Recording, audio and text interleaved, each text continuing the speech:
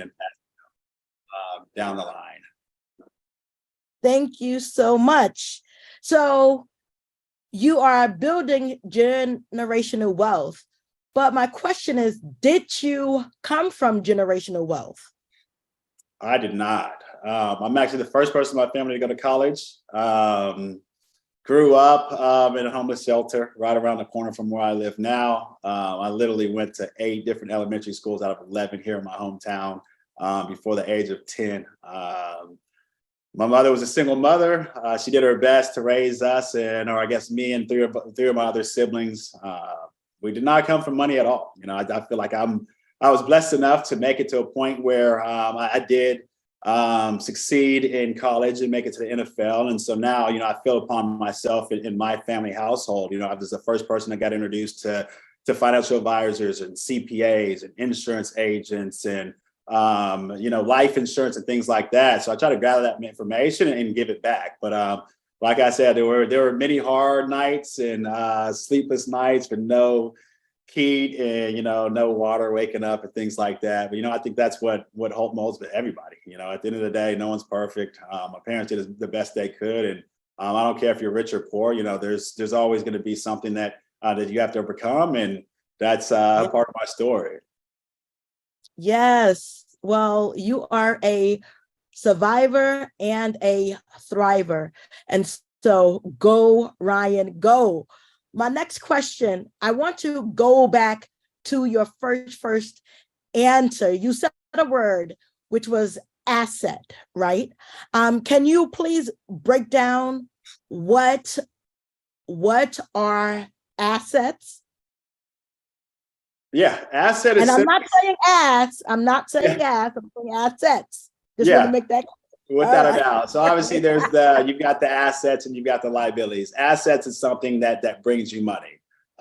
First and foremost, you usually invest something and it grows in value. And you can get residuals, whether it be equity on paper or cash flow that actually comes into your pocket, or even a business. It's something that you're building on every day and it starts to grow in value. And it kicks back money. That's essentially what an asset is. And I can't talk about assets without liabilities. Assets is something that puts money in your pocket simply. Liability is something that takes money from you.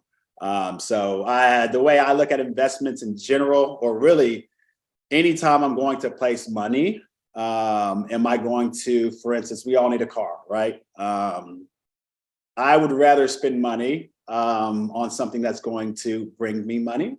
So for instance, if I have an extra $1,000 in my pocket, am I going to go buy a bag or some shoes? Most likely not. I'm going to go put that either in the stock market or save up a little bit more to put it into an asset that's going to return money. The way I look at assets is something that should supply your life. So a lot of people start with liabilities, and that's normal. You've got to get a car. Obviously, that gets you to work, but it's still costing you money every day. Some people are having a conversation about your home, buying a home. At the end of the day, you are still paying taxes on your home. You're still paying insurance and upkeep on your home. So that is, in a sense, a liability. The asset part of that is you are in a forced savings plan, is the way I look at your home. You're putting money back into your property, principal, and some appreciation over time. But yeah, assets are something I look at, something that I try to grow to a magnitude to kick back some positive cash flow and give me some type of rate of return. And then with that money, I spend the asset return money on my liabilities. And I think that's how a sound financial plan should work. So not to go into the weeds there, but that's the difference between an asset and a liability. Thank you so much. So Ryan, you said that you didn't come from money. You and your family struggled, but you have made it. And so I want to know, how did your mindset change from struggle to basically abundance? Yeah, well, I will say this. I'm sure there's some people in this group where you grow up with not much and you find a way to hustle. You find a way to make it. There's I'm in fifth grade and I'm like, geez, my boys got, they got the new shoes and new clothes. And I'm like, well, my parents can't provide that. But guess what I'm about to do? I'm going to go ref some basketball games. I'm going to go mow some lawns. So I think it's not like I just woke up one day and just aha, I know finances. We all have the hustle in us. We've learned it at a very small level, and it's no different from me. And I think as I started to evolve, thinking, you know what, I'm going to wake up, I'm going to go to school, I'm going to go to practice, and I need extra $20 because I need some lunch money. I've got to go work for that. I think and probably people in this group, it started off at 10 years old. Whereas I have some friends, they never had a job until they got out of college, right? So you just start to build those reps over time. Obviously seeing my parents struggle, I'm seeing them work multiple jobs, and I'm like, man, like y'all are going hard. And I think looking back on it now, it was a piece of financial literacy that was missing in my household. It was never talks about assets. There was never talks about liabilities. It was usually, oh, the landlord is needing this, or he's going to remove us from the house. It was never talking about business and things like that. And it's not a knock to my parents whatsoever. They just didn't have that piece of financial literacy, but them molding me to be who I am is why I've got to step up, and my family are doing the same. And obviously there's people in this group where, we all start somewhere, you know what I mean? My parents were much poorer than me when I was growing up, right? So when they're 10, 12 years old, they were way poorer than what I was and what they provided me. And so I do my best to learn where I am, my platform, and do the same for my kiddos. But yeah, just over time, just understanding money a little bit, and having to pay my way through high school. Didn't have a car. When I did get a car, it was a hand-me-down. I had to go work after football games, after practice, to get gas money to provide that, and then obviously paying insurance. Got a scholarship at the University of Oklahoma. We were underprivileged families, so I got a Pell Grant. So I want to say my first Pell Grant when I was a freshman was $2,000. They did it 2 times a year. So summertime, I got a check for $2,000. With that $2,000, I put it down on a car, the first car I ever got to buy. And then we got a weekly, monthly stipend because we played as well. And so I get $100 a week, and that money went for gas, insurance, and the car. And so at the end of the day, there was not much money left. And so I just started learning that hustle and knowing at the end of the day, it's all on me. And then obviously when you make it to the NFL, you get a contract. I don't care if it's $50,000 a year or $1 million. We all, for the most part, came from nothing, I'd like to say, or think. And so I knew that, if I get that opportunity, I'm going to be a good steward with that. And so I just went down this rabbit hole trying to figure out what people do. I'm sure we've all heard the statistic, these athletes, I don't care if it's NFL or NBA, that they go bankrupt within 5 years. I feel like that article goes around 2-3 times a year on Fox or whatever it might be, CNN, ESPN. And I was like, that's not going to be me. So I started to figure out, why are they doing that? The personal finances and financial literacy was not spoken. A lot of the guys did not spend the time doing that. And even to this day, there's guys in the NFL that will forego that, obviously to perfect their craft. But then they hire a financial advisor to pay their bills, put their parents on monthly stipends, and they still don't understand the money. And so I see it all the time. For me, I had control of my finances at 10, 12 years old when I was mowing. So I didn't feel like, hey, if I get $1,000 a month or $10,000 a month, I knew what it took to make that last. But yeah, it's just reps in the game, just understanding, the longevity, and building financial wealth. That's what I want to do, generational wealth as well. So every dollar that came in, I never looked at it as my own. I felt like I was stealing from the future if I wanted to go buy a liability, when I'm like, I want to get my kids through school. So even at a young age, 24 years old, I'm like, what do I have to do for my kids not to struggle? Even though I didn't have kids at the time. So I was future minded, and that allows you to, delay a little gratification, and really just hoard money is what I was doing. I'm not gonna lie to you. Okay, I have a good question, right?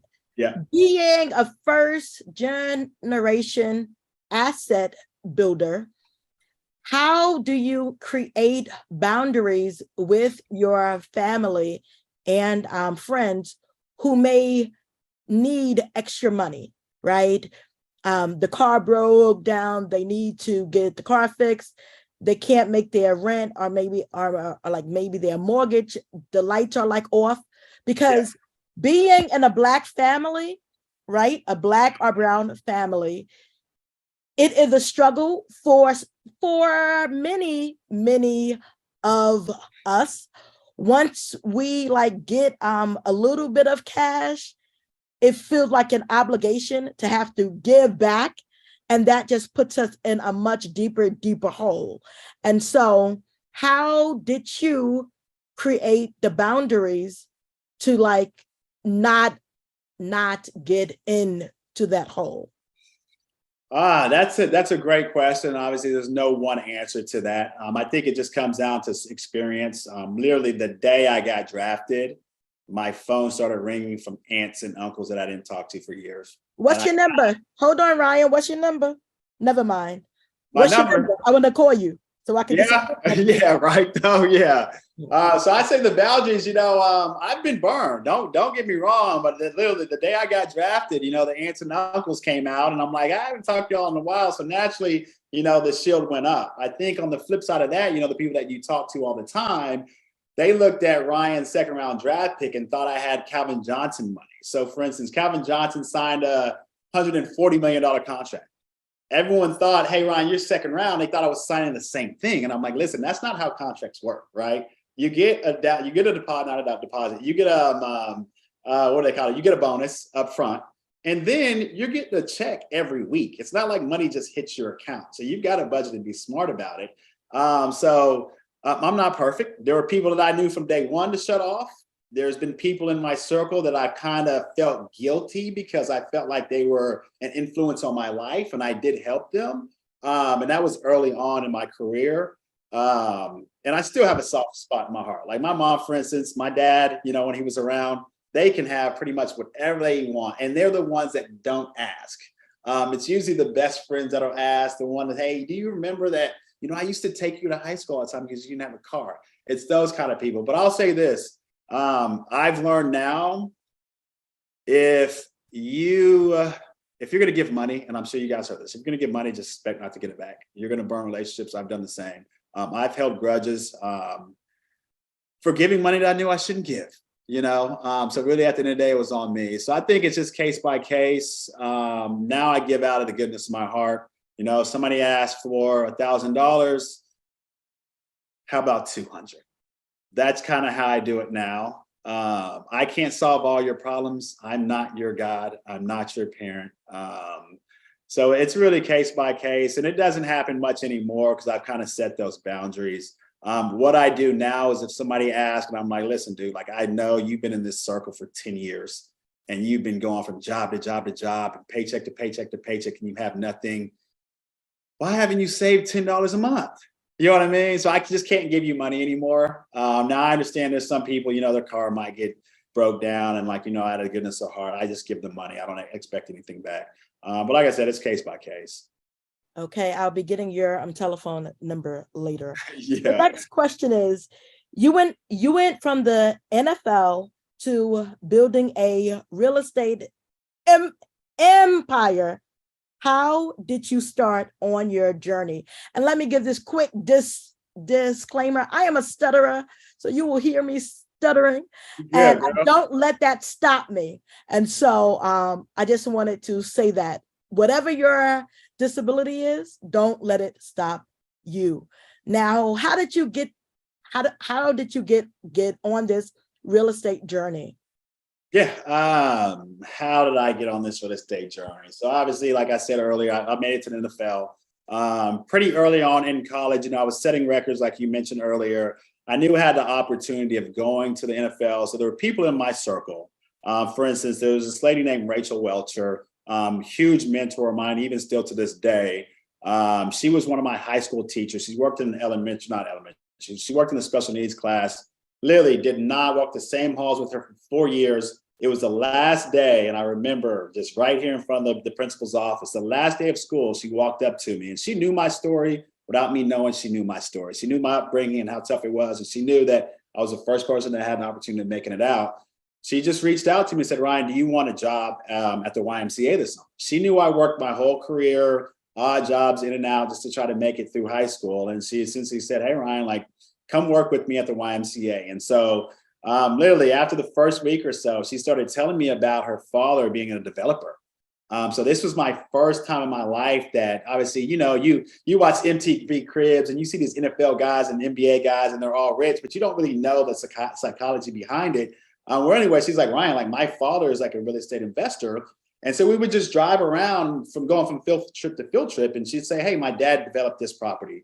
My dad built this neighborhood. And I'm like, wow, I never really realized that. I know people live in these homes. I never really thought like you can monetize it, right? So she just essentially just put the bug in my ear throughout college. And I've got to mention this because obviously there's not a lot of growth unless there's some downfall. So going into my senior year in college, I had a first round grade in the NFL. I decided to come back because I wanted to break these records. I live right here in Norman, Oklahoma, where the University of Oklahoma is. I was not ready to go to the NFL yet. I was like, I'm going to soak this up. I'm going to set a legacy. Plus, I'm going to graduate high school or college. First person in my family. Well, anyway, the 8th game of the year, I tore my ACL. At that time, and I'm 5'10". I was running 4 high, 4'4", 4'5". Not sure if you guys know. I wasn't a blazer. I wasn't a big dude. I kind of got to this level because of effort, and I made the best of every opportunity. So my agent's like, listen, Ryan, going from a first round grade to you might not get drafted. And I'm like, wow, I came back to, just essentially do the best I could with opportunities, put my name in the record books and get a college degree. Now I came back and it almost felt like a regret. Well, anyway, I worked hard to get back on the field, had my pro days, and I get drafted in the second round. I'm like, you know what, God, thank you so much. I'm not going to ruin this opportunity. So literally, I got on the internet. It's as simple as this. Got on the internet and I Googled, what do rich people do with their money? And 2 things kept popping up. It was invest in real estate and the stock market. Now, obviously, the C was playing the real estate. Stock market kind of came after that. Went down a rabbit hole, literally a year of my life. I've got books today of just random notes about the stock market, rate of return, PE schedules, how to read profit loss statements, real estate, development, flipping. And something I've never heard from my parents for 24 years of my life. And I'm like, wow, this is how they make money. And so I started thinking back to, and I'm sure you guys have friends too. And if you're not the rich person, I'm sure you got rich friends, right? And it's like, wow. So I'm 18 years old. I'm like, yo, this guy, they got a nice house. They got nice cars. He wears a suit. Like, what is he doing? Well, he was an investor. He was a banker. He was doing those things that got that type of income. So I'm like, wow. So I'm Googling this. And I'm like, okay, that's what that person did. That's what that person did. Okay, now I have control of the money, right? And so I started learning about personal financing. And it just kind of, literally at 24 years old, my mind went from athlete my whole career and perfecting that to business and investments. And that's where I am in the mental space now. Let's go. And so to build a business, usually we need debt, right? And so a lot of people think that debt is bad. So can you tell me the difference between good debt versus bad debt? Then I want to come back to that whole stock market investment because that made my heart jump. I love that book. So good debt and bad debt can go back to assets and liabilities, right? So for instance, if you buy a car, now obviously we all need a car. Don't get me wrong. Like we all need one to get around for the most part, right? Do you need the $60,000 car? Maybe not. Can you pay cash for $5,000? Save up. That might be a better play for you, right? So I would say bad debt would be something. How do I say this, right? You can get into bad debt by just getting into a business that you have no business getting into, right? That would be essentially a bad debt play. Another bad debt would be buying a car that you can't really afford, getting into a house that you can't afford. Good debt would be something that actually pays you back. So for instance, really the only good debt that I know is investing in yourself. For instance, going to conferences or paying for a mentor to help you get to a place that you want to get to. You might have to go into debt for that, swipe a credit card or whatever it might be, but that should be able to return you some type of investment. In the real estate world, for instance, you can put 20% down on a house, hold debt of 80%. So that's good debt because usually over time, the tenant will pay for that. You'll get some appreciation and some debt paid out. That is good debt. Good debt is something that you're going to spend the money on. It's going to make you money. Bad debt, for instance, you buy a car, you take it off the lot, it's worth 20% less the next day. That is bad debt to me. Getting credit card debt, right? Your interest rates right now, 25, 27%.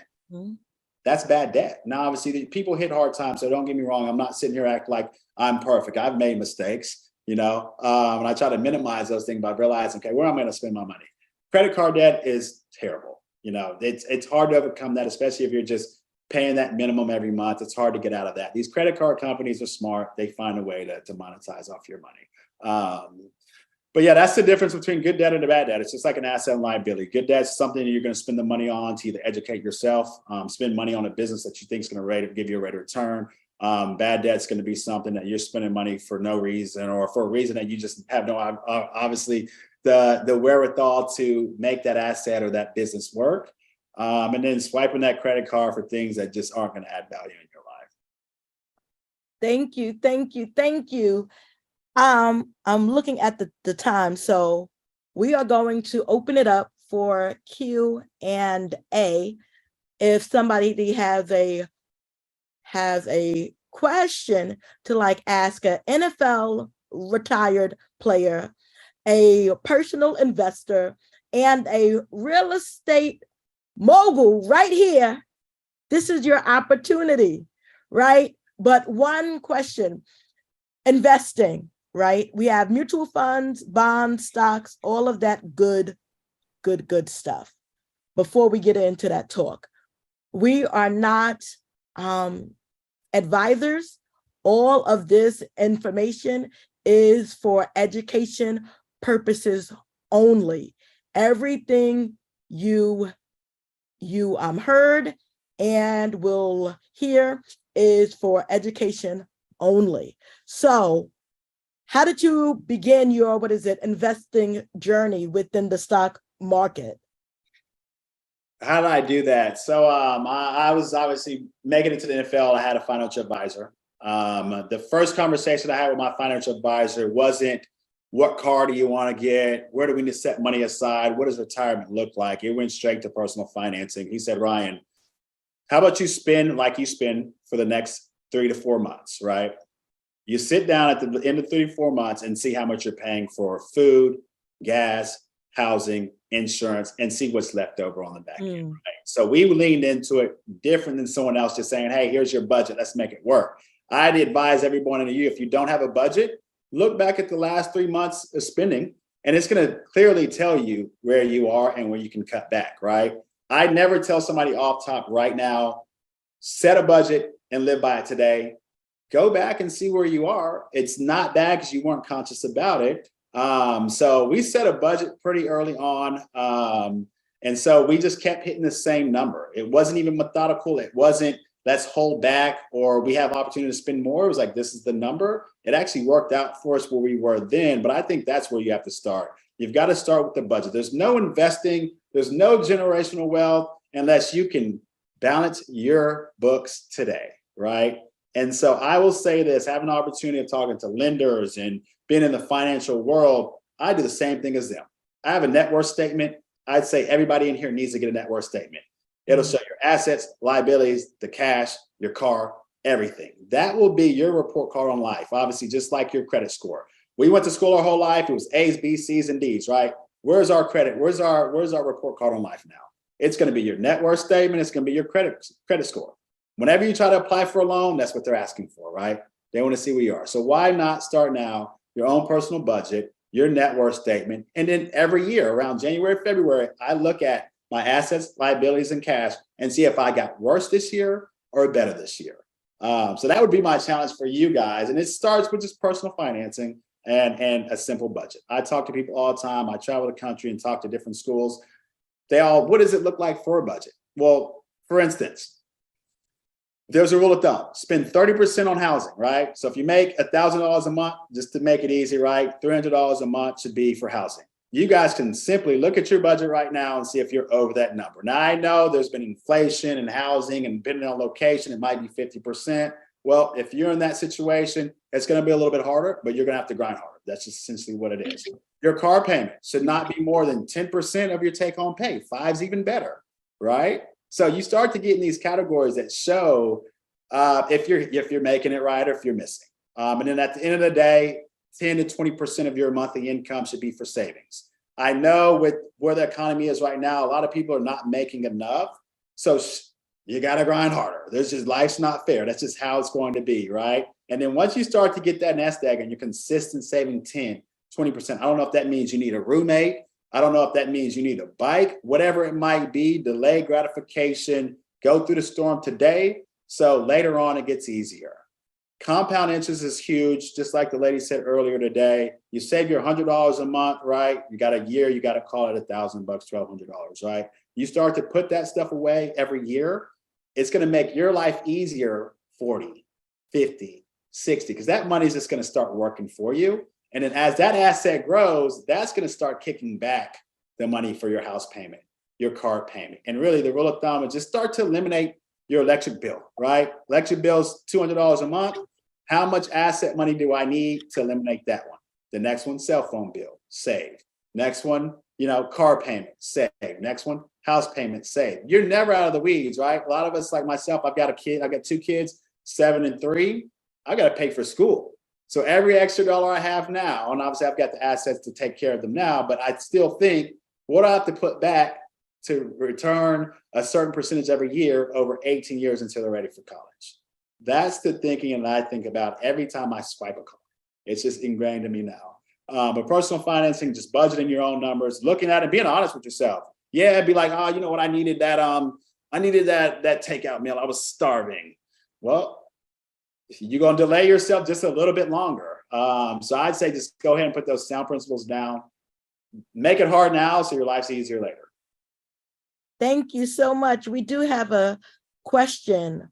What book or resources do you recommend for investing and personal finances? So I started like this. So the way I grew up, maybe like many of you, there was no financial talks. There was no mentality change or switch that came on and off. So I don't like to just throw a book that says X's and O's, do this, do that when it comes to building wealth.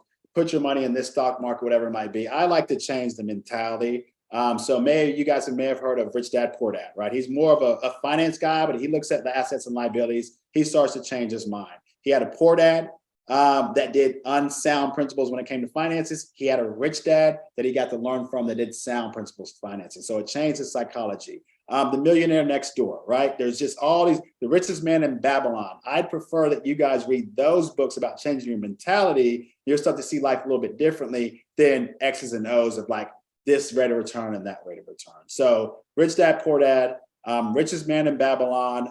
We've got The Millionaire Next Door. Those will change your psychology on money. And then you guys can start reading like some Dave Ramsey, some personal finances, some Susie Orman's, some personal finances, and then you'll start to find your niche. Do you like the real estate? Do you like the stock market? And then you just jump. Do I want to be a business owner? And you just start to do one thing at a time, start to slowly perfect those things and go from there. But I like the psychology stuff. The books that I just mentioned to you, I've been investing for the last decade. I literally read all those books every year. It's easy to turn on the TV and see the new car that comes out or the friend that gets a new car. You kind of get desensitized with the American dream and how everyone's living on debt and we don't even know it, right? So I pause every January, February. I get back to the basics. Let me clean these things up and keep moving forward. You'll never master it. You might find that your standard raises, but creep happens. We're all human. So I like to go back to those books all the time. I see a question here. It says, I have a question. My childhood college story is very similar to yours. I hold on every dime and do what I enjoy with my money. I'm in my late 20s with one child. How can I find balance of saving and still enjoying my money? That might be a loaded question, but there's a rule of thumb. So for instance, 50% of your income is probably going to go to your expenses, right? That's going to be like your fixed expenses. 30% is going to go to your variable expenses, grocery, gas money, things like that. And you've got another 20%, right? 10% could be leisure. 10% could be savings, right? I don't know what you make. I don't know where you live, but if you can stay true to those numbers, that's going to allow you to have some more entertainment money. I know there's people that put together budgets and they completely forget the entertainment money.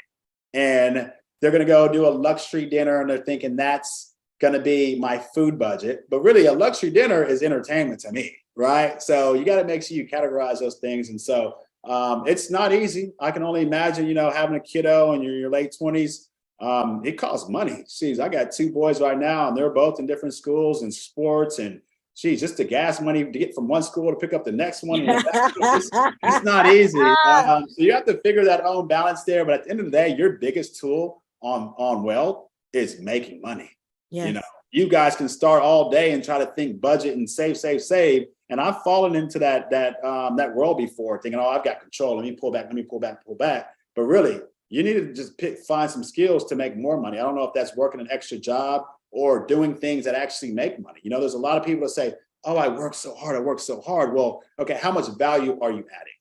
And I don't want to get in that whole spiel, but there's a lot of people that think they deserve $1 million, but they're not adding $1 million of value. Just because you work hard and you show up every day, that doesn't mean you can't be replaced by somebody else that has no degree, that doesn't learn any skills, and they can take your same job. So you've got to add some type of value, and it doesn't happen overnight. I wouldn't be in this place today where, we're building a lot of stuff. I've got many companies that are doing fairly well. It did not start, it just didn't happen overnight. It started a decade ago, just reading Susie Orman's book, right? But yeah, you just got to keep going and figure out where you're headed. I would say this, when I do talk to people about budgeting, they don't think their retirement number. I'm not sure many people think about their retirement number. What do you think you need on an annual basis to be happy? A lot of people will say 100,000, right? Okay. Asset wise, how much money do I need in the stock market or in real estate returning 8%, right? That's how you get your number on your retirement age. Okay. So I need to save 15,000 a year. Now let's work my budget and figure out where I need to make the extra money to get to that point, or where I need to save to get to that point. I think a lot of people just kind of go through this circle and they don't think, where do I want to be at 65, 60, 40, whatever it might be. I need this amount returning this amount so it can pay for my lifestyle. So working backwards will actually allow you guys to realize that, you're way off, or you're closer than you thought you were. So the path is in the math. I got a real estate coach, and she talks about the path is in the math. These numbers don't lie. They don't lie. Your bank account, the numbers don't lie. You know what I mean? They are what they are. And so you're able to manipulate those things with the value add. I am a business owner. If I don't make money, then my family doesn't make money. I don't have the opportunity of going to clock in at a W-9 job or W-2 job and rely on other people. So I got to wake up and I got to go, right? And so it's not for everybody.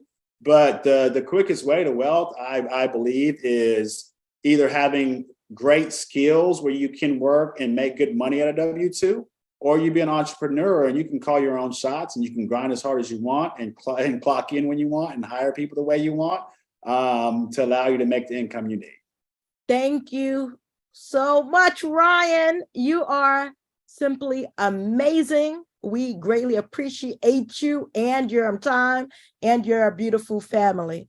Tell your wife I said thank you. Hey, Ruby, for lending you out today. Yeah. Ruby, before Ryan goes, and I know that we're kind of a little over time, but there was a statement in the chat, the net worth statement, and it came in twice. I don't know if you could quickly, Ryan, just mention it, because someone said they're not understanding. And I'm kind of going back to Kerri, where she says, if you can grab them now, have them explain it. So if you could quickly explain what if you got time with me, I'm completely fine. I can explain it to you. You can just hop on Google and type in net worth statement.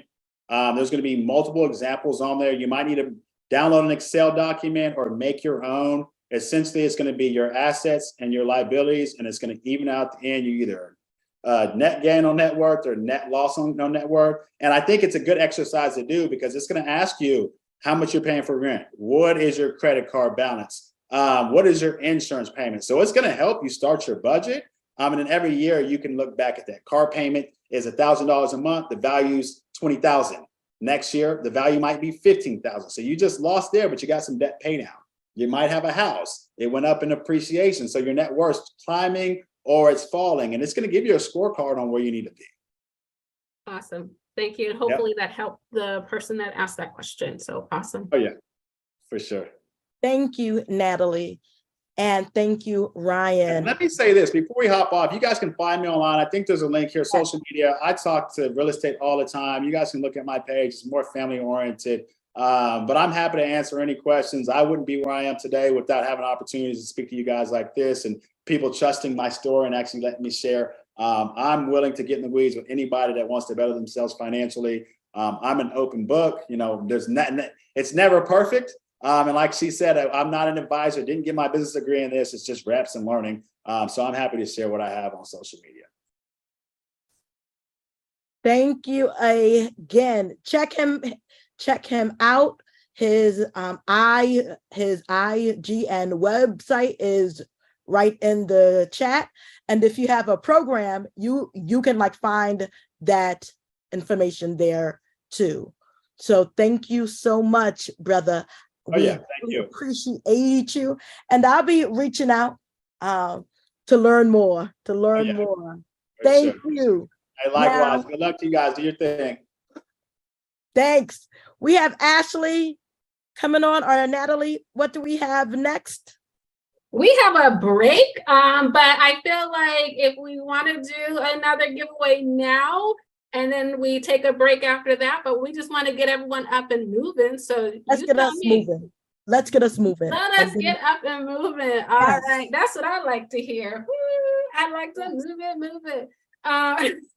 Remember, this is a family reunion. And what do you do at family reunion? You have fun. So one thing that we want to do right now, we do have a networking moment. So if you have a business, please feel free, go online or go into the chat, write the name of your business. If you have a link, do it now. There are 49 people on this call. This is a great opportunity to get your information out there. So please, please, please do that right now. In the meantime, like I said, we're going to get moving. And what is one thing that we love to do at family reunions, and that is dance. So we're going to do a little electric slide. So let me go ahead and share my screen, and then we're going to go ahead and get started.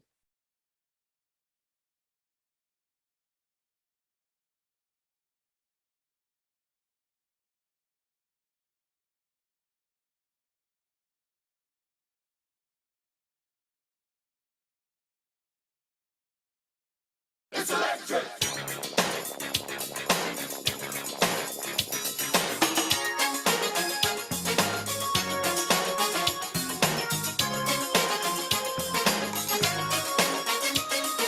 You can't see it. It's electric. You gotta feel it. It's electric. Ooh, it's shocking. It's electric.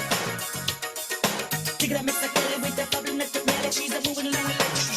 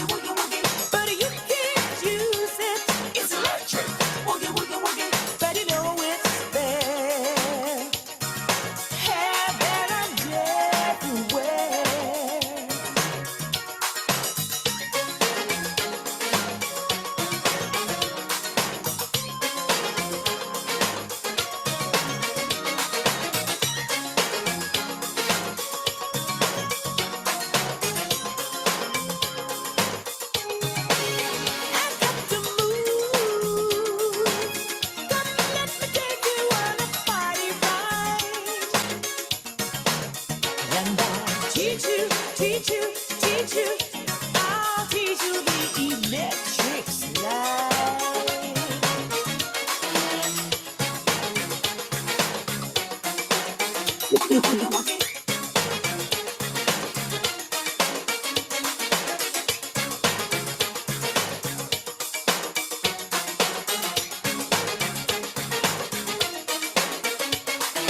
You can't see it, it's electric. Woogie, woogie, woogie. You gotta feel it, it's electric. Woogie, woogie, woogie. Ooh, it's shocking. It's electric. Woogie, woogie, woogie. Dig it, Miss Kelly, with the problem, let the play. She's a moving along electric. She's all got the boogie. You gotta know it, it's electric. Woogie, woogie, woogie. That you can't hold it, it's electric. Woogie, woogie, woogie. But you know it's there. Heaven and everywhere.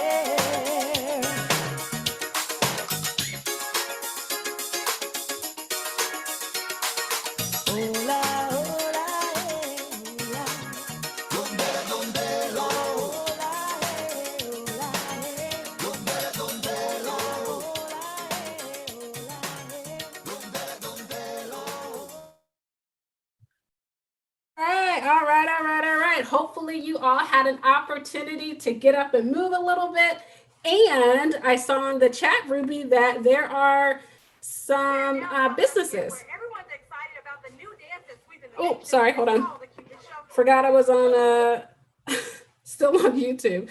But I see there's some businesses in the chat, Ruby. Yes.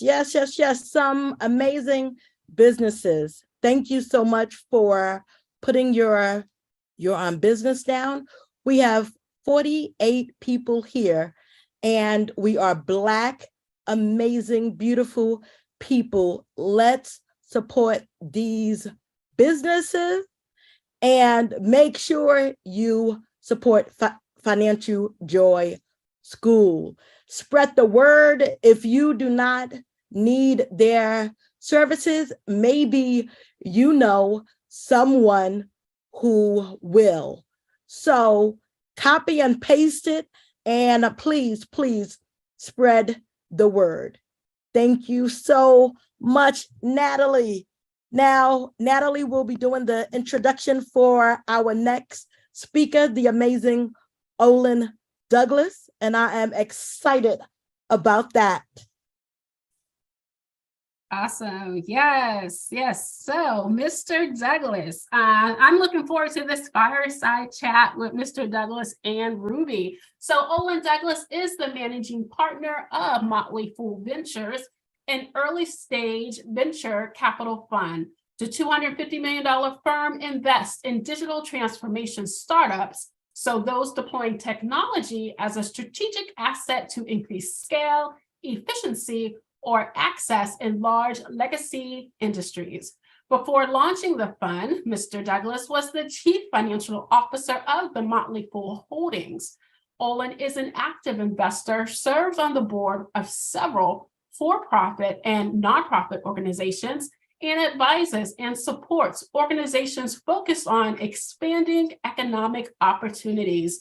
Mr. Douglass earned his bachelor's degree from the University of Baltimore. Welcome, Mr. Douglass.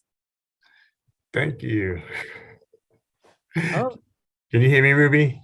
Yes, I can. Thank you, Ollen. Ollen is not my uncle, but he feels like my uncle, and I like to call him Unc all the time because Ollen is just an amazing supporter of the Black community, period. And I just love him, and I greatly appreciate your time and your wisdom for this fire chat that is about to go down. Are you ready? Are you ready? I am ready, Ruby. And you know, and I know, and everyone on this webinar knows that you are the star of this show. I'm just a side piece to the main, which is you. No. First thing first, right? Ollen is building generational wealth, and he has built generational wealth. And I am so happy and I'm proud for his family. That's the reason why I want him to be my uncle, so that like I can get a piece of that wealth. But at any rate, I'm I'm gonna have to talk to Ryan about you, but let's keep going. I'm outspoken. I'm only. But anyway, Ollen, you was born and raised in Baltimore City, Mhm. which is my current hometown. Can you just give us the basics of your upbringing? Sure. Yeah. So I think probably most of the people on the call, or a fair number of them from the Baltimore area. I was born and started in Cherry Hill, Baltimore. You know, a very area that has had a challenging history at some times, and it's had seen some better days and some tougher days. But Cherry Hill is where I've started. From there, moved out to Baltimore County, like a lot of people in this city did. But again, born and raised here, went to school all the way through college in Baltimore, University of Maryland, graduated from University of Baltimore. My parents were both worked for the government for the most of the time that I was growing up, one for the federal government, one for the state. And interesting enough, later in my dad's career, he actually did become an entrepreneur and started his own business, but it never really, I mean, that's exactly what happened, but it never was discussed like that or that in that sense. It was really after finishing a career with the state, he decided he wanted to still work some more. And so he continued to do the work that he did for the state kind of independently on his own. So there was entrepreneurship in the family, but it wasn't really in that sense, like we talk about it now. It was like I just got a second job and I own a business with someone else. It was just very, very matter of fact, and no, and kind of saw it as no big deal. As I see now, as a much bigger deal than I realized at the time. Yeah. Yes. Thank you so much. And so, how are you building generational wealth for your family? Yes, we're getting right into it. Go right into it. Let's go for it. Yeah, I think for me, building generational wealth for a family is about building good money habits, creating the foundation so that the next generation, and the idea for every generation beyond, the hurdles to getting to that point when you can start to have your money work for you and to grow gets easier and easier. A lot of my the wealth that I've accumulated has come obviously from education, going to school, college, getting a degree in accounting, which doesn't teach you as much about personal finance as you would think, but it does open up employment opportunities, that's for sure. And then also investing, and primarily in the stock market is something that has been a key transformational element in building wealth. What is investing in the stock market? What is that? Yeah, I mean, and it can be a lot of things, but the way I like to look at it is investing in the stock market is you're actually buying a piece of a company and you're participating in the profits that they make over their life, which could be very, very long. I mean, there are corporations that, most corporations last, public companies anyway, last longer than the average life of a human being. So for me, generally, sort of that investing for me is really ownership in public companies. Nice.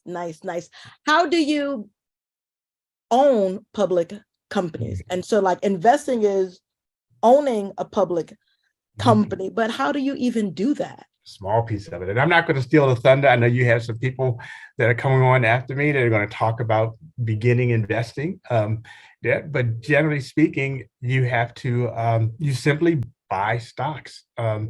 through various groups. Someone had mentioned Robinhood earlier. There are lots of places. I use Ameritrade. There are a lot of places where you can go to buy stocks. You open up an account and you buy them. One of the things that I will advocate for when it comes to investing in the stock market, and yes, it comes with its own risks, like every investing in every asset does. I truly believe that investing in the stock market is the most democratized form of wealth building there is. It doesn't take a lot of capital to get started.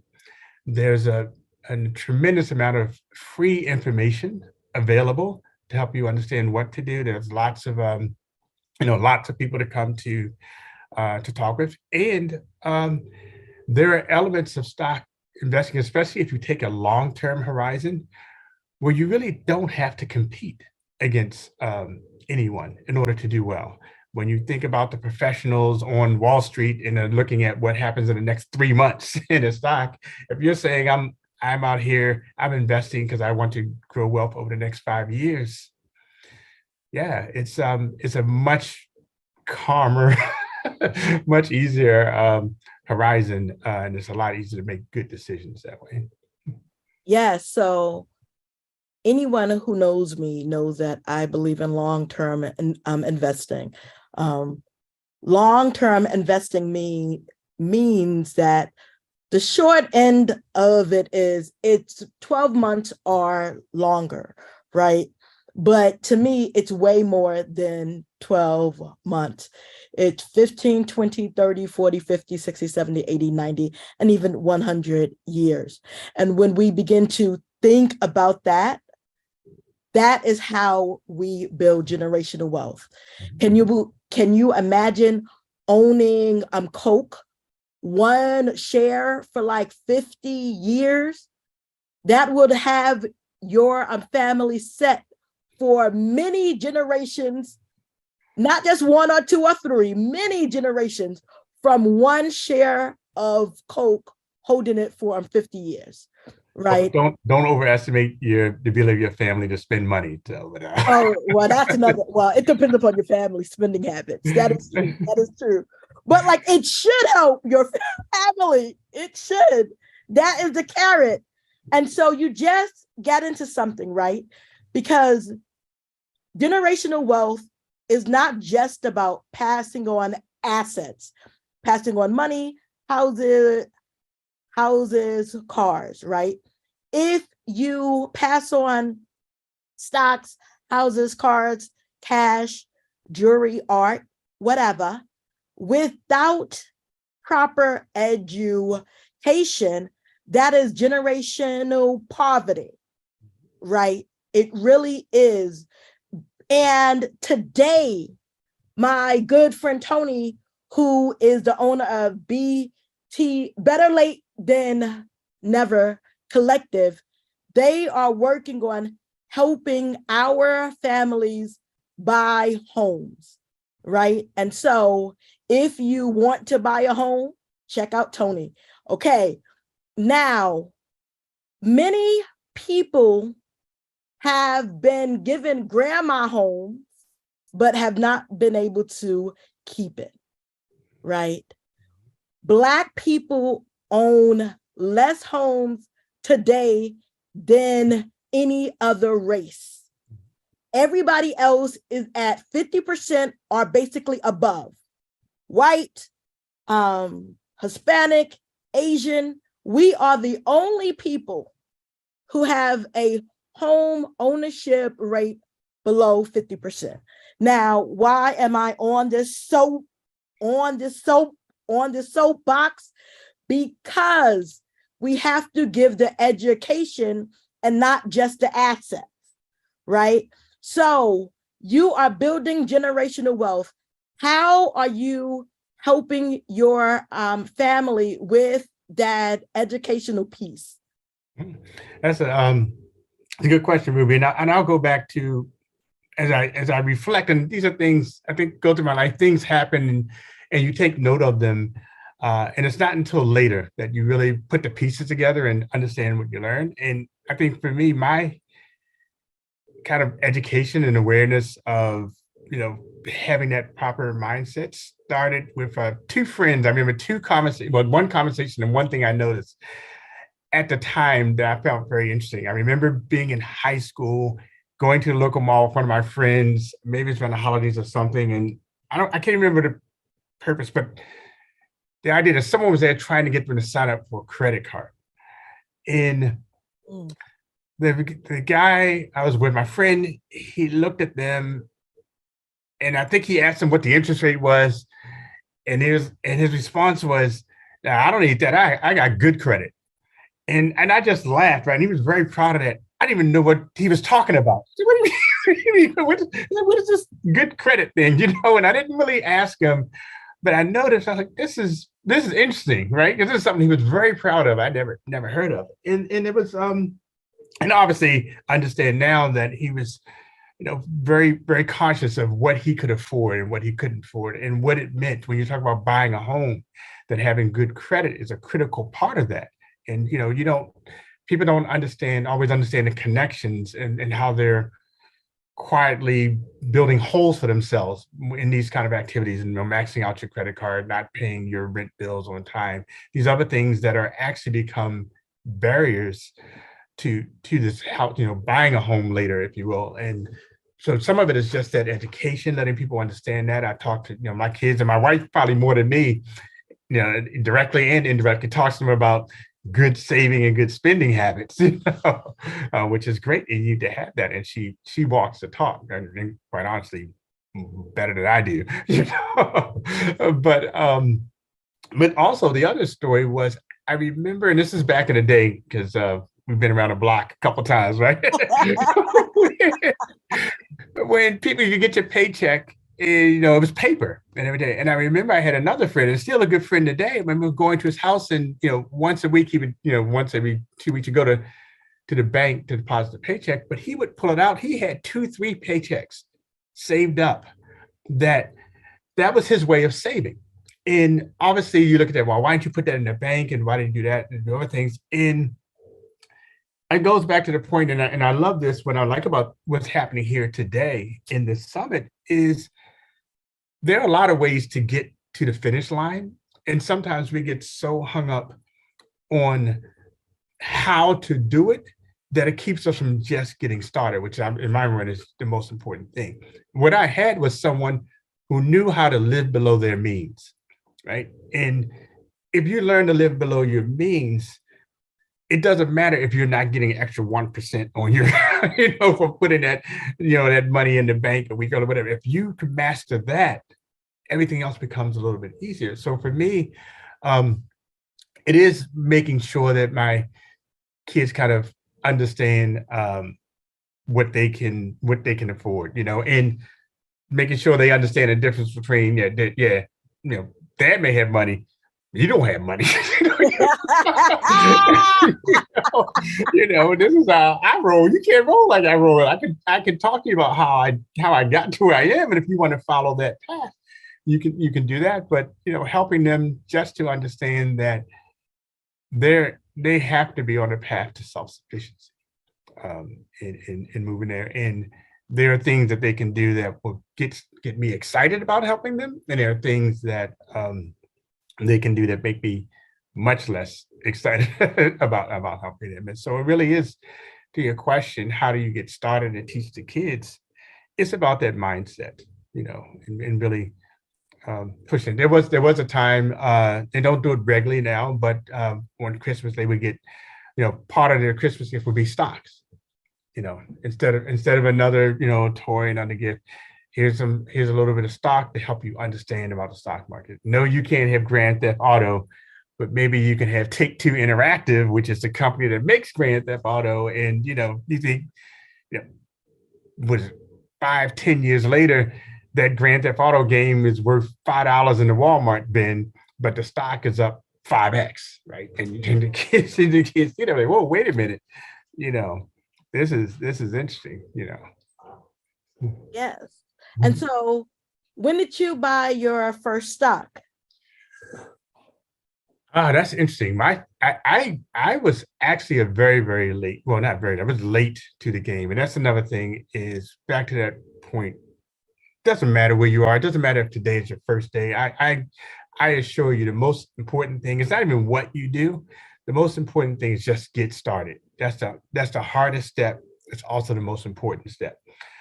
It's highly, highly unlikely, in all honesty, that the first thing you do is going to work, but that's okay. You know, it seems so important, and it seems like it's a big deal, and it is a big deal, but it's a big deal for a different reason. You know, my first stock, I was probably in my late 20s, and I bought Jiffy Lube was my stock. You know, all kind of Jiffy Lube. It's so funny, you know, talk about what you don't know then. This was before, you know, Robinhood and all those things. I bought $50 of it because that was the minimum you could buy. I had to go to a stockbroker. He charged me a $50 commission because that was the minimum they would charge. And so $50 in, $50 out, and then a $50 stock, I needed the thing to triple just to break even. And I didn't realize that at all. Now, the good news is that I didn't have to worry about that because the company almost went bankrupt. My $50 went down to $2. I got a $2 check from Jiffy Lube. So, so when it got them bought out, but the lesson, you know, and getting the bug and getting started, that's the thing that really matters and really will make a difference. If you can commit to it, learn, try it again. I mean, shortly after that, I bought stock in some other things that worked out really, really well. I had bought stock in Home Depot. That was really great. You know, and stock in AOL back in the day, that worked out well. So it's a process, and you learn about diversification. You learn about your personal risk tolerance, which I think is really, really important. Some people are, like Ryan mentioned, he says he does both. Very much interested in real estate is what got him started first. I think you talked to Kerri earlier. She has a very holistic kind of view of it, which is excellent. And as a professional advisor, I lean to listening towards her, you know, as opposed to me here. I can talk very comfortably about my specific life and my specific experiences. But what you get from a financial advisor like Kerri is someone who has a broad exposure to a lot of different circumstances, and probably is much better at tailoring advice to your particular situation. Thank you so much.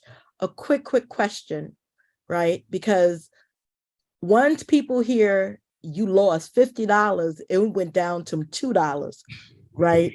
People are like, oh my God, I don't want to do that, right? And a lot of us have a fear around investing. Did you ever have that fear? And like, if you did, how did you get over it? Yeah, I do. I did. You know, I don't anymore, to be honest, but I did. And the way I got over it is starting with that, trying to live below my means. And when I say that, the first step in wealth generation for me, other than kind of opening my mind up to the possibility of it, was really the first step in understanding how people around me were doing it, was I want to, my first money goal was to, you know, you get paid every 2 weeks, and it's 2 months a year. It's like August and maybe July or something, where you get 3 paychecks. That's just the way the calendar rolls, right? You know? And I was like, my first goal is to get to the point when I have that month, when that third paycheck come in, I can just bank it, right? You know, and so it was very tangible, something to live for. And honestly, it wasn't easy, you know, but it required me to focus and really start to think about my bills and the spending, and again, the budgeting comes in. But it's a very tangible goal, very, very attainable. And like for others, whatever your cycle is, like, hey, can you start by trying to get your financial house in order, however you do it, so that there's one paycheck a year, it's just savings, right? That's the little things in starting. And then it was, my next goal was like, you know, I want to get to a point where where I can live off of half the money I'm making. Now, part of that is, you know, as your income growing, and another thing I started a while back is once my career started to progress, every time I got a raise, I would increase, the amount that I save. So, okay, I got a, I don't know, a $5 an hour increase. Well, you know what? 250 of that, I'm going to kind of enjoy life, and 250 of that, I'm going to save, right? So that every time, you get some kind of money that comes in, whether it's through a raise or, tax return or something. And again, it's not so much the amount as the fact that you do it. Choose to put some aside. It's like people say, pay yourself. Put some aside to pay yourself to save, to help you get out of it. And then, but I personally don't do well with being very hardcore. Like I can't save 100%, and I can't put it all in right away. I can delay gratification somewhat, but not 100%. Right? It's just I find it easier to sustain if I can enjoy the path that I'm on, right? A little bit. Yes. Mhm. Yes. So what do you like to do to basically enjoy this path? Is it travel, cars, houses, clothes, watches? What is it that helps you enjoy this path? I tell you what, there's two things. One, I have such a love of investing, which kind of it's kind of a self-fulfilling cycle. So that's I really enjoy that. But what my the thing I do now is I actually tend to prioritize convenience. Right. So the thing that I spend money on is really time. Right. And if I can pay a little extra, that saves me some time and saves me from having to think about something. And really, it's really an idea of how can I maximize the value of my time? Again, I keep referencing Ryan. I liked a lot of what he said, but my job is to create value, right? And so how do I make sure that I'm putting as much constructive time to the things that create value, and the things that don't, I'm supporting the economy, right? I'm supporting the economy, that kind of thing, Yes. and that's where I tend to spend my time on things that just might make my life less complicated and simpler to kind of execute. Thank you so much. Now listen, amazing people, we have Ollen Douglass. He is managing an over $300 million fund. So if you have a question, this is your time to basically ask him and to glean from his wisdom. And so, Ollen, thank you so much. And if anybody has a question, you can unmute yourself or put it in the chat. And I'm Danielle. Yes, this is being recorded. And I will say, Ruby, about my day job, venture capital. What I tell folks is pretty much like Shark Tank. A little bit more money, a little bit less attitude. But basically, I have a fund where wealthy people have given me parts of their wealth. I aggregate it together, and then I go out and I invest in startups. I tell the people who have given me the money, my collective bosses, the types of companies I'm going to invest in, the types of returns that they can expect, and then it's my job to go out there and invest in them. And what I find very exciting about venture capital is in investing in these companies, people will tell you that it is high risk, and it certainly is relative to a lot of things. But at the end of the day, it's also the one of the investment vehicles that creates the highest return. And so high risk, high reward. And so I'm out there meeting with entrepreneurs, very often the ones that fit the type of companies I'm looking for. We invest money in them. We help them with their businesses. We, as an advisory capacity. And then as they grow, and at some point they go public or they sell their company, their percentage of their company that I own kind of comes back to me. percentages comes out to them. And then for the people I have money, chunk goes to them, chunk stays with me. And it's big dollars, honestly. It's the big dollars, and they multiply. I'm telling people, you give me $1 and I'm going to give you back $3, over time. And of that $3, and of that $3 they get, and I get another $1, a little bit less than $1. So it's an 80-20 split, but it works out really, really well if you can do it well. I have a question. Is there in any, and I'm not sure, I probably missed some of this. Is there any, I don't know, say stock or program that you can start this off with young people? I mean, I'm talking someone young, like a teen, like a teenager, 13, 14-year-old. Because I like what you just said. You put $1 here, take $1 there. Do you have something now where they can see they got $20 where they can put it here and take it out? Something simple where they can understand it. Because I really like when you said you broke it down. Stock is about putting money in a business with the hope of getting money back. That was so simple for me. Now I get it. Now I get what the stock is. I need something, because I'm trying to teach my granddaughter. I need something that simple language where even someone that young can understand it.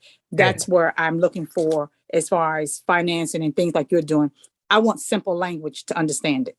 Yeah, and I will get back to it, but there are companies that will allow you to buy what's called fractional shares, which is a fraction of a share. And what that means, for example, I'm not saying there's anybody here like this, but if Amazon is showing up at your door every day, it might be a good idea to buy some Amazon.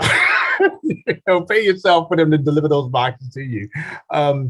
And Amazon, I don't, off the top of my head, I think the share price is around $100 right now. But with a fractional share, there are places that you can say, actually, I just want $10 on Amazon. So you can buy it in dollar amounts rather than share amounts, which really lowers the barrier to getting in. But I will get back to Ruby to give her some names of some companies you can do that. But think about, your kids, they love Black Panther. Well, here's some Black Panther is made by a company called Marvel or Disney, Marvel, which is owned by Disney. Here's $10 of Disney. So now you own the company you own a piece of the company that made Black Panther.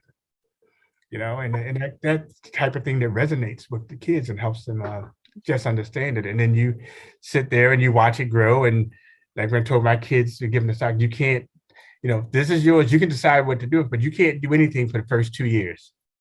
Whether it goes up, down, sideways, or nothing. You have to hold it for 2 years, and then we can decide whether we want to keep it, whether we want to let it go, or keep moving. But yeah, we will get you a resource in that.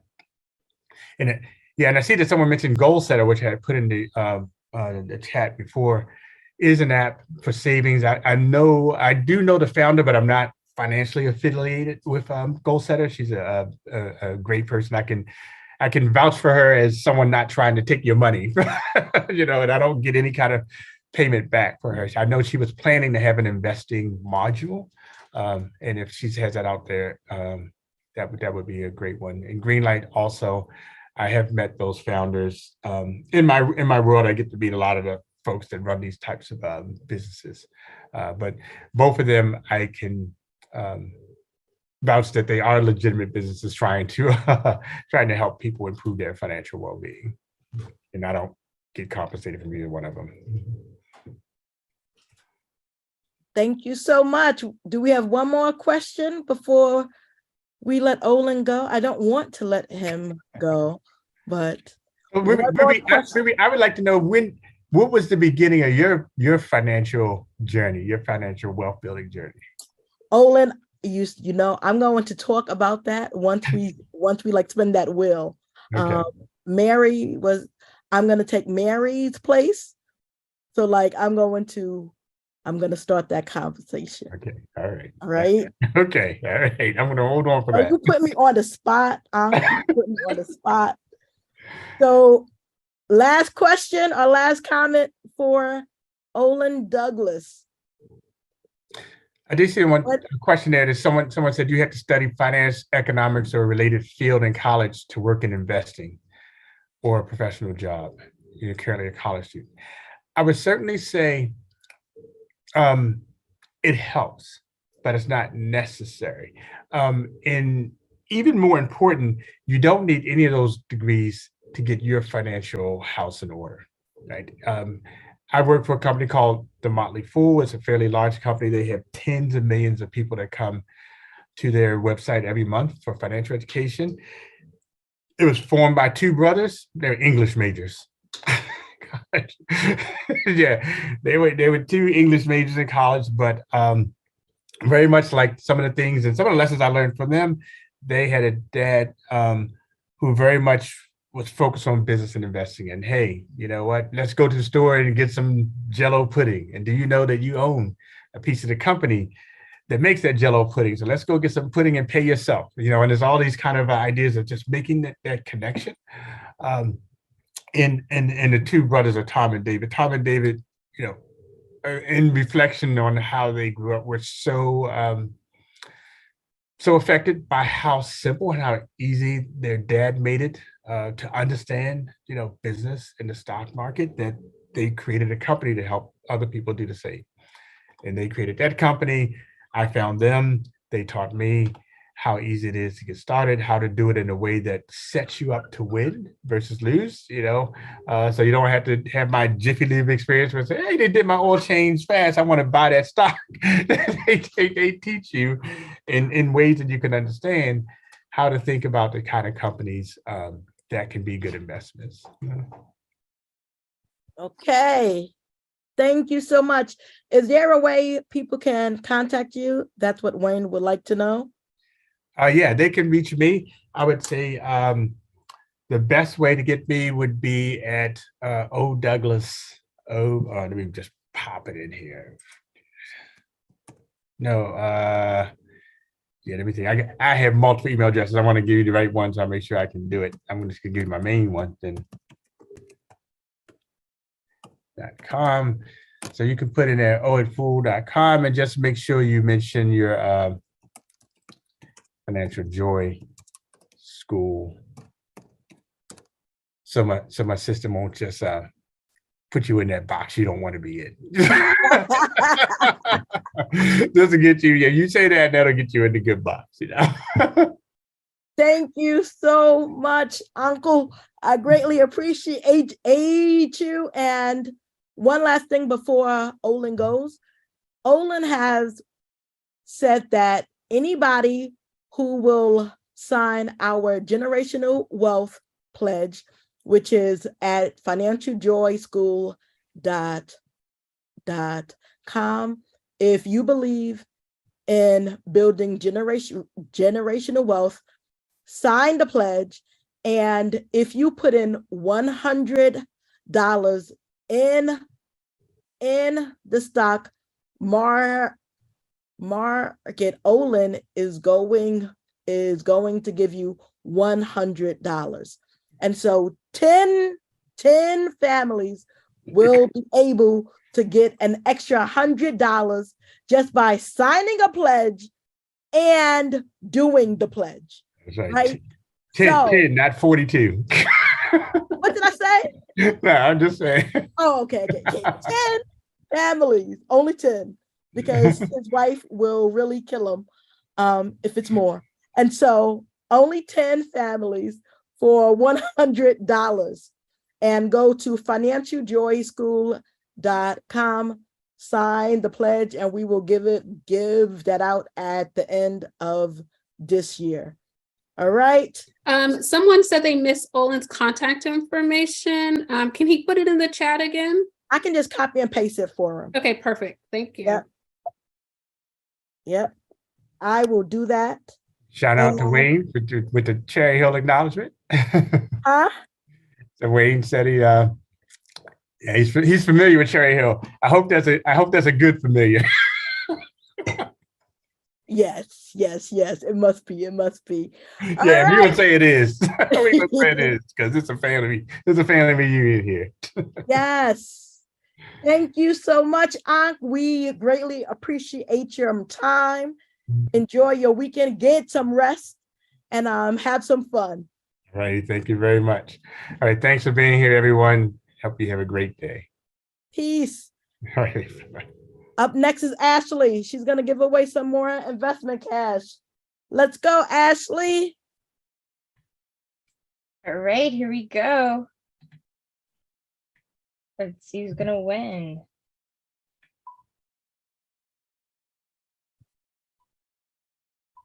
Ooh, we have Zane Broomfield. All right. How much is that for this winner?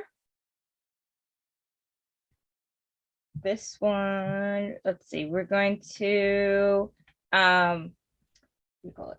We're going to put it in the chat. I'm gonna reach out to Zane and he's gonna send us his email address. Okay. All right. And that was the second one or the third That was one? the second one.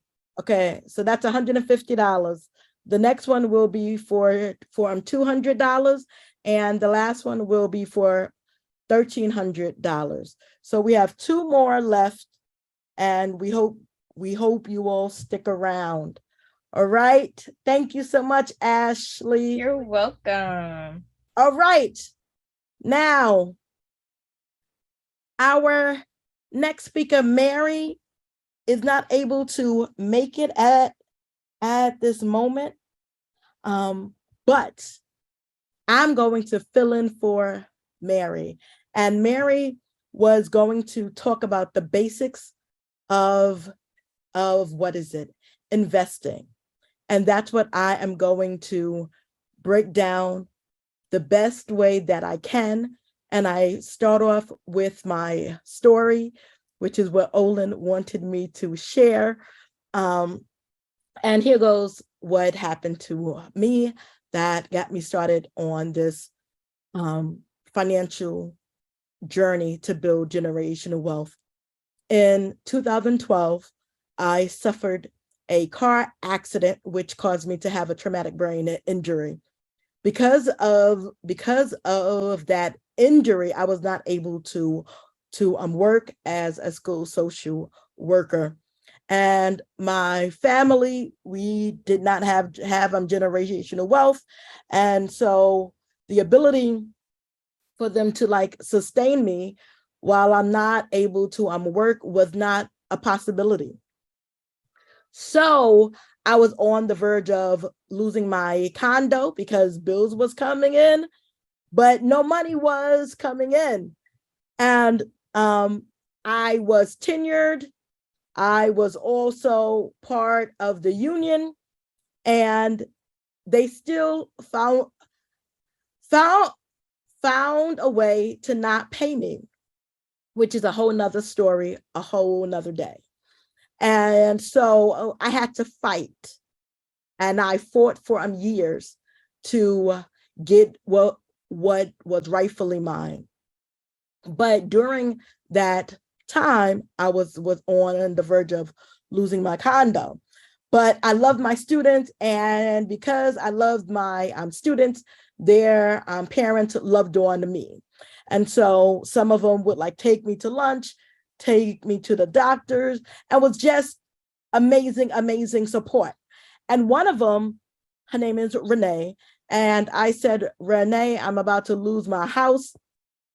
And she was like, why? You made enough money, because they publicize my salary in the paper every year, along with everybody who worked for the school system. And I said, well, I don't have anything. She said, where are your savings? Where are your investments? And she said this key piece. She said, Ruby, you are not supposed to spend your last dime. Words that I never knew, because I come from Southern parents, and they raised me that if you have extra and somebody in your family need it, you are required to basically give it. And that was my train of thought. And so every extra dime that I had, when it went towards my family, it also went towards my students. And so when I could no longer work, I had no money. And she was like, you're not supposed to spend your last dime. And my husband and and I are personal investors, we are going to educate you on how to become a long-term investor. So they brought me over to their wonderful house, sat me down, and like educated me about long-term investing, compound interest, stocks, bonds, mutual funds, ETFs, all of that great stuff. And then that lit a fire under me. And once I got some money, I began to invest. And then I began to research, read, learn, and I really grew into a decent personal investor for the longer term. I do not trade. I do not believe in trading. And that is what made me start my investing journey. Fast forward to 2017 or 2016, I read an article that basically stated by the year 2053, the median net worth for Black families would be 0. And I'm like, not on my watch. There is something that we can do to basically help us not be in the hole financially, and to build generational wealth for the next generations with an S to come. And my philosophy is, you don't have to be rich to build a legacy. You have to have a plan. And so I had to build that plan one step at a time. The first thing first is you have to believe you are worth joy and wealth. So I have a mantra that I do, which is, I deserve joy and wealth. You deserve joy and wealth. We all deserve joy and wealth. And like, I will repeat that to myself over and over and over again. And I am a believer. I believe in God. I believe in Yeshua. It's my own personal belief. And with my faith and my work, I can have the desires of my heart. And so I'm like, I'm going to help my community become generational wealth builders. And that is my story. So let's get down to the basics of what is it, investing. First thing first, every major institution invests. Your retirement fund is in investments. Colleges use their endowments. They put that in investments. Companies, corporations put a portion of their money in investments. Banks put their money in investments. Every major financial institution in this capitalist world put their money in investments. And so, to me, if we want our money to grow, we have to put it in investments. And investments meaning the stock market, buying a small piece of a public traded company. So we have to understand that everybody, every institution is putting their money in the stock market. So we need to follow suit. And when we do, we will be able to build more than a retirement fund. We can build generational wealth. Yes, yes, and yes. So first thing first, what is a stock? Ollen already educated us. It's a piece of a public traded company, right? The company has to be publicly traded for us to buy a piece. Now, there are private companies who will sell, they will sell their stock privately, and you would have to have a certain amount of money to even be like in that. But a public traded company, anybody can own a piece of a public traded company. So a stock is ownership of like a company so that you can share their profits, right? That's one. Stock, shares. A stock and a share. Yes, same thing. It's a little bit different. Though what is it? Share is the amount of the ownership of your stock. So like I have one share of Apple stock, right? That's the way, that is the best way for me to explain it, right? A share, what is it? Share is the quantity of ownership for your public traded company. So like I have one share, I have 100 shares, I have a half of a share, right? Stock. So anyway, that is the stock. Then we have mutual funds. What is a mutual fund, right? People like use this term mutual funds. What the hell is it? A mutual fund is combining a whole bunch of stocks into one group, right? Now like that, that group have a whole lot of sections. It can be a technical mutual fund. It can be a healthcare mutual fund. It can be the S&P 500 mutual fund. There are so many different categories to a mutual fund, and like all it is buying a lot of public traded companies at the same time, right? That's all a mutual fund is. Now, the more you have, the more you are able to hedge your bet. I don't even like to use the word bet, right? The more you have, it is a higher chance that you will be able to raise your money higher. If you have one stock, that stock fails, that's it.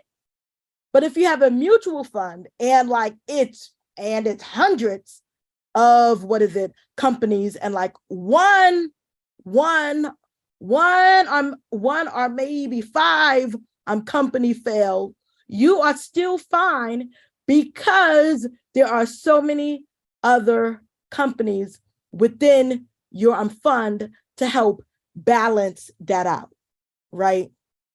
So mutual funds are the easiest and the best way to basically diversify, which means that you have more than one thing. Diversification is just a complicated word to basically mean more than one thing.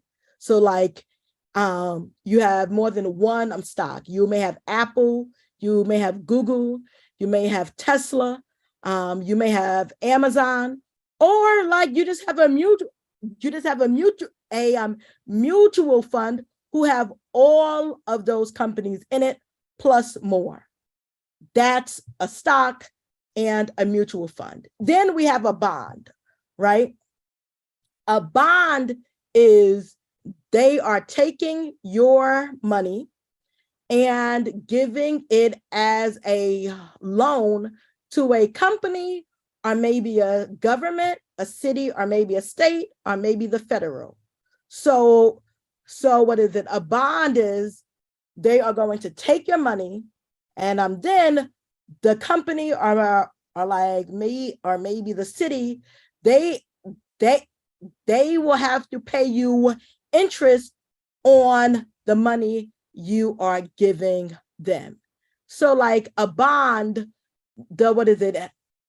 You can like make money and you can rarely lose it. It is rare. It is rare. It is more safety in a bond. And so we have the stock, we have the mutual fund, we have the bond. And like, I know like this language has been created to be intimidating. We cannot allow it to be. We are very smart. We can learn this. We can use this, and we can build generational wealth. So now we know a stock, we know a mutual fund, now we know a bond. Now I'm going to break it down to, how do you buy a stock? How do you buy a mutual fund? How do you buy a bond? You can open up a brokerage account with Robinhood, Fidelity, Cash App. You can even buy stocks on Cash App, which is crazy. Cash App, Vanguard, T. Rowe Price, Ameritrade, and E-Trade. These are all companies you can use today to go and sign up and begin building generational wealth for your amazing Black family. And depending upon the company, you can start with $1 or more. $1, you can use Fidelity, you can use Robinhood, or you can use Cash App. All you would need is $1 today, and you would be able to buy fractional shares in a stock or like a mutual fund, or maybe a bond fund, right? And you can go to the US Treasury to buy a federal bond today. I prefer a Series I bond because that's an inflation play. And so interest rate will be higher because of like inflation. As long as like inflation is high, that bond interest rate will be high. And that means that you will be receiving more money. And so I have spoke a lot, and I'm going to shed it down. But before I am due, we have Financial Joy School, which is a free platform to like educate you further about long-term investing, stocks, bonds, mutual funds, to help you on your journey.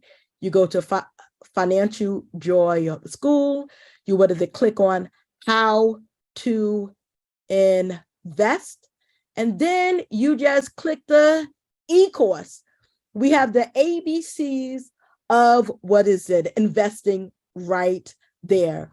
We also have 145 blog posts to basically help you on your journey, plus our own investing calculator. So please use the Financial Joy School platform, because we created it just for us. And if you have any questions, please take yourself off of mute and I will try to answer it to the best of my ability. Ruby, you had a question in the chat. Did you get to that one? Please. How long did it take you to shift your mindset on money to be an investor you are? And did you make mistakes? Oh my God, did I make mistakes? Oh, yes. Yes, yes, yes. If anybody says that they did not make mistakes, they are lying. They are lying. The first mistake that I made was I brought Apple, and Apple have the secular cycle that once they do they like do the annual like meeting and like introduce the new products. The crazy thing is that whole week and like the week like after the stock falls, the stock fell so much, I got nervous, and then I sold it at a loss. Dumb, because sure enough, Apple went back up, right? So I really had to learn, right? It doesn't matter what the stock does in like the next 2, 3, 4, 5 years. I am care what it's going to do in 20, 30, 40, 50 years. So what is it now? I just breathe and let it right out. So yes, I learned, do not do that. That was dumb. And so how did my mindset change? You have to surround yourself with people, books, and like resources that will open up your like mind to a whole new world. I can't really sing, but I really did try. So surround yourself with like people, read amazing books such as Me Power by Dr. Lanisha. She is an amazing, I forget, it's a linguist. Yes. And check this book out. It will help you empower your self, which will empower your like mindset. And like Danielle, I'm gonna send you the book for free.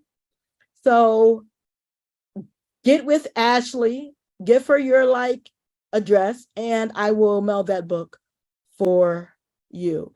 And it took me once like Renee educated me about like financial investing education, my mindset said changed that same day. I'm like, yo, I want this for my life and my families. And so then after that, I begin to read more. I like begin to research more. The Motley, I'm full. Market Watch, CNBC,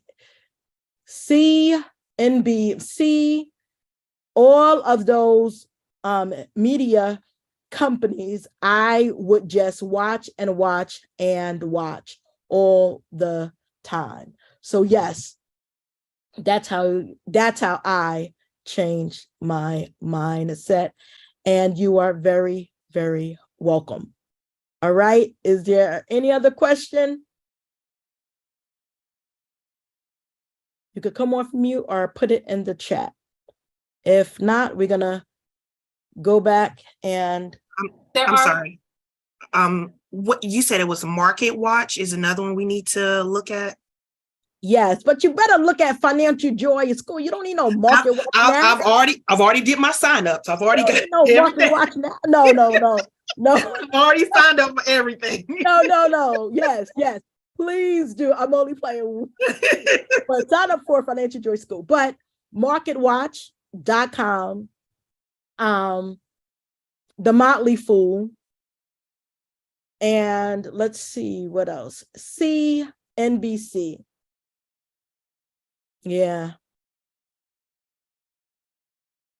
And don't let them get you a hype and make you buy them stuff. And then you'll be like, what the hell did I just do? Just use it as a learning tool.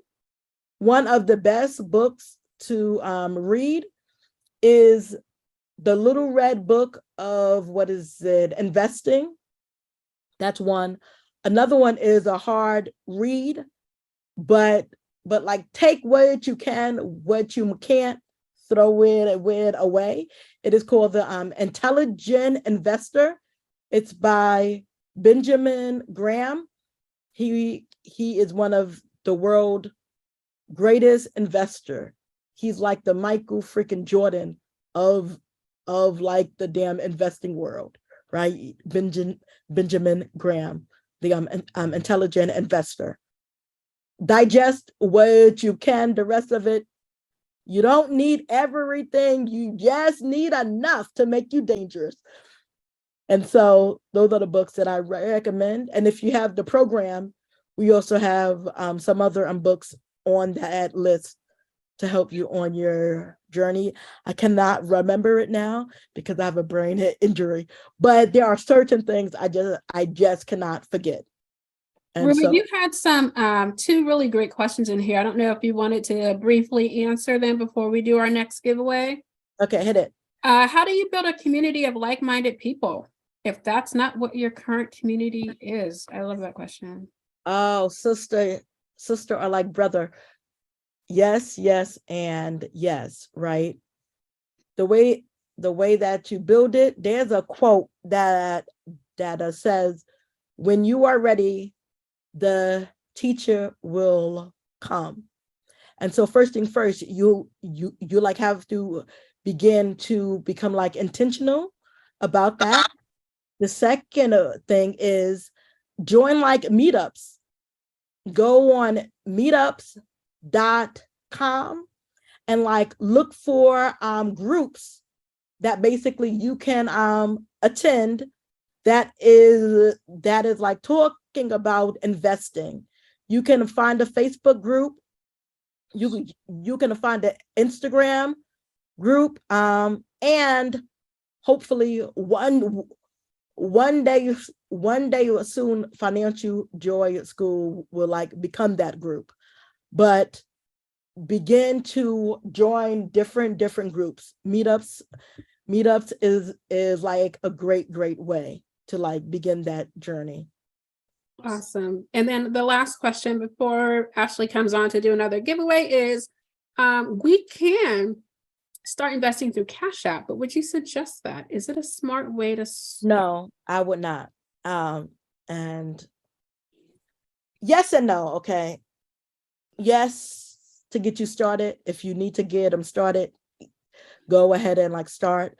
But the reason why Cash App is so close to your other money, it makes it easy for you to look at it. And then after that, you may want to sell it or like, so like it's not enough space between your money. Like I will not use my savings bank and my checking bank to basically invest because it's too close to my money. I like to have separation, but that's just me personally, depending upon your discipline, right? I know that like I need more space. Some people may not. They just want to get in the game and begin to invest. Cash App may be it for you. And so like it just depends upon what you are able to handle and what you can't. And so that's why I just can't be like a flat no or what is it, like a 100% yes. Awesome. All I right. think that's it. Okay. One thing is you have to be here to win the money. Zane was not here, so we're gonna do another pool for 150. Well, Zane actually came back on right after. So well, good. So yeah. Zane, you want $150? Please contact Ashley so that we can get your information. Oh, thank God. Thank you, Natalie. So Thank you. Ashley is going to come back on and we're going to give another giveaway, $200 this time. And our next giveaway will be $1,300. All right. But before we do that, no, go ahead. Sorry. Good. Yeah, I sent Zane a message, so just respond to it. All right, the price is going up.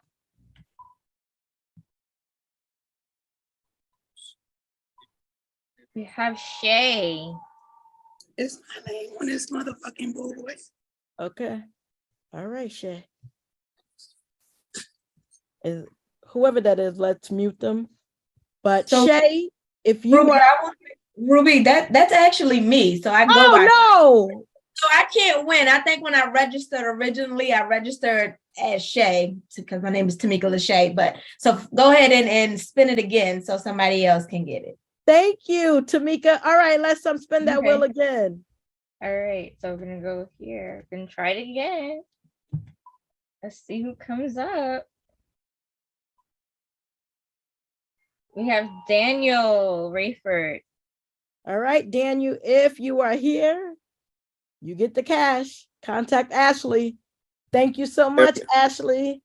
Thank you. Congratulations, welcome. Daniel. Congratulations. We send it back to you, Natalie.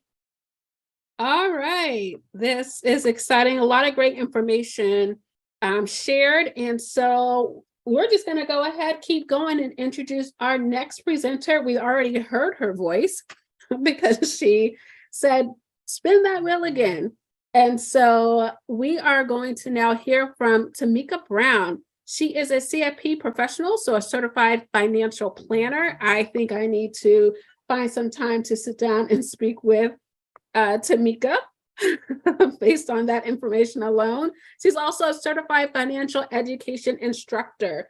She is currently the manager of training for Navy Federal Financial Group, which you will see is also one of our sponsors, a wholly owned subsidiary of Navy Federal Credit Union.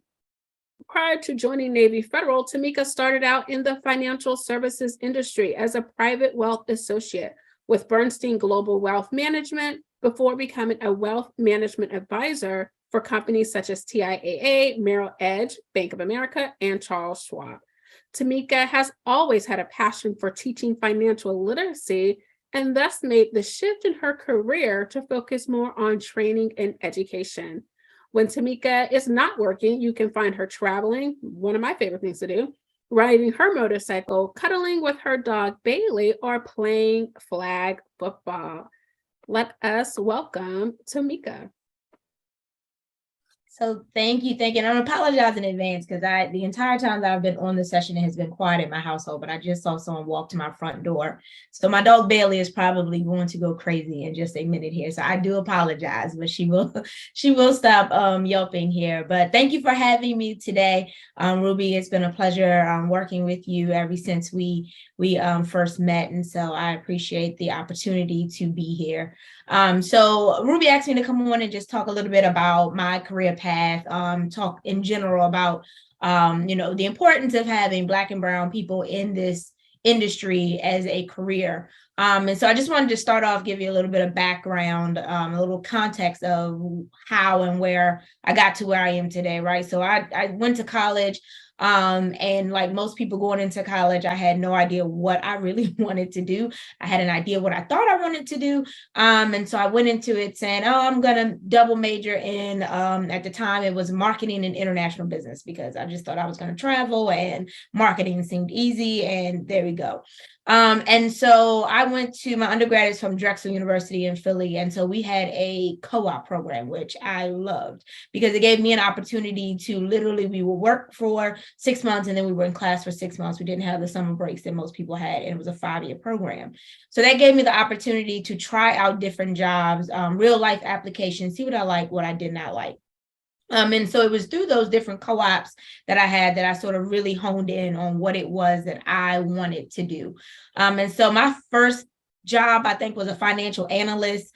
And I quickly found out that staring at spreadsheets all day long was not the thing for me. I am a people person. I love to interact with people. And so that just was not for me.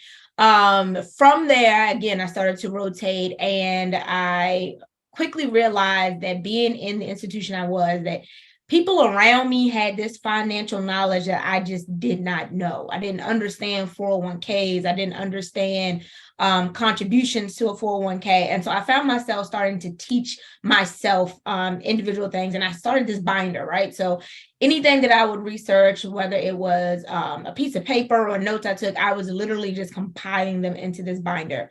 And then all of my friends, in particular ones that looked like me, because there weren't that many of us at Drexel, if they had questions, or, you know, I would find something new, I would huddle up with them and be like, look, did you know that you need to be contributing to your 401k? And I would get people saying things like, well, you know, I don't need a 401k with this job because I'm not going to stay there long. So I don't need a 401k with them. I'm like, we don't know what we don't know. And so people don't understand that it doesn't matter how long you're going to be with a job. Start your 401k there. You can roll it over somewhere else. So it was things like that that I started to pick up on.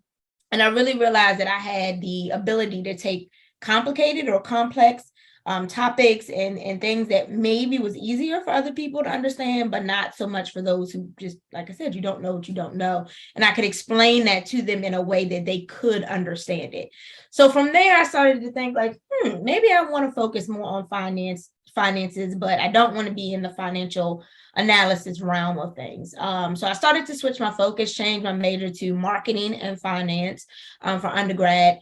Graduated, and my first job out of undergrad was with a company called Alliance Bernstein Global Wealth Management in DC.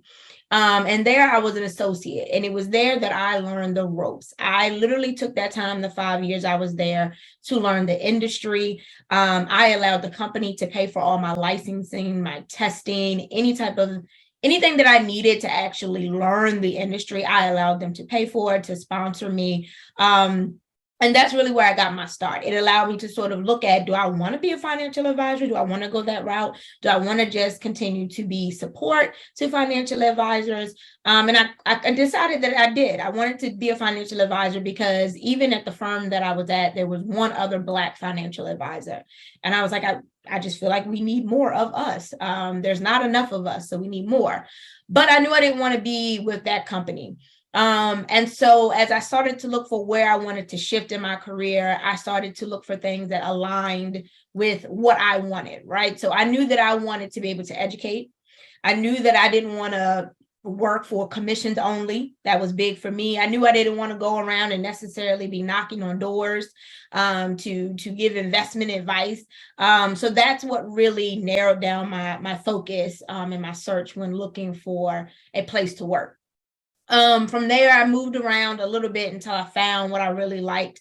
I worked for Charles Schwab. I worked for Merrill Edge through Bank of America. I worked for TIAA, formerly TIAA Crest, if you've heard of them.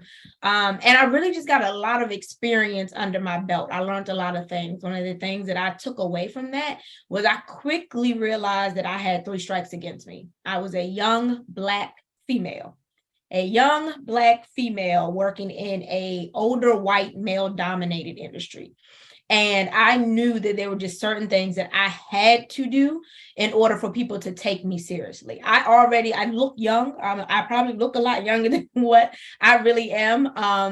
And so I would literally have people come into my office and sit down and be like, how am I supposed to take advice from you when you look like you're the age of my son?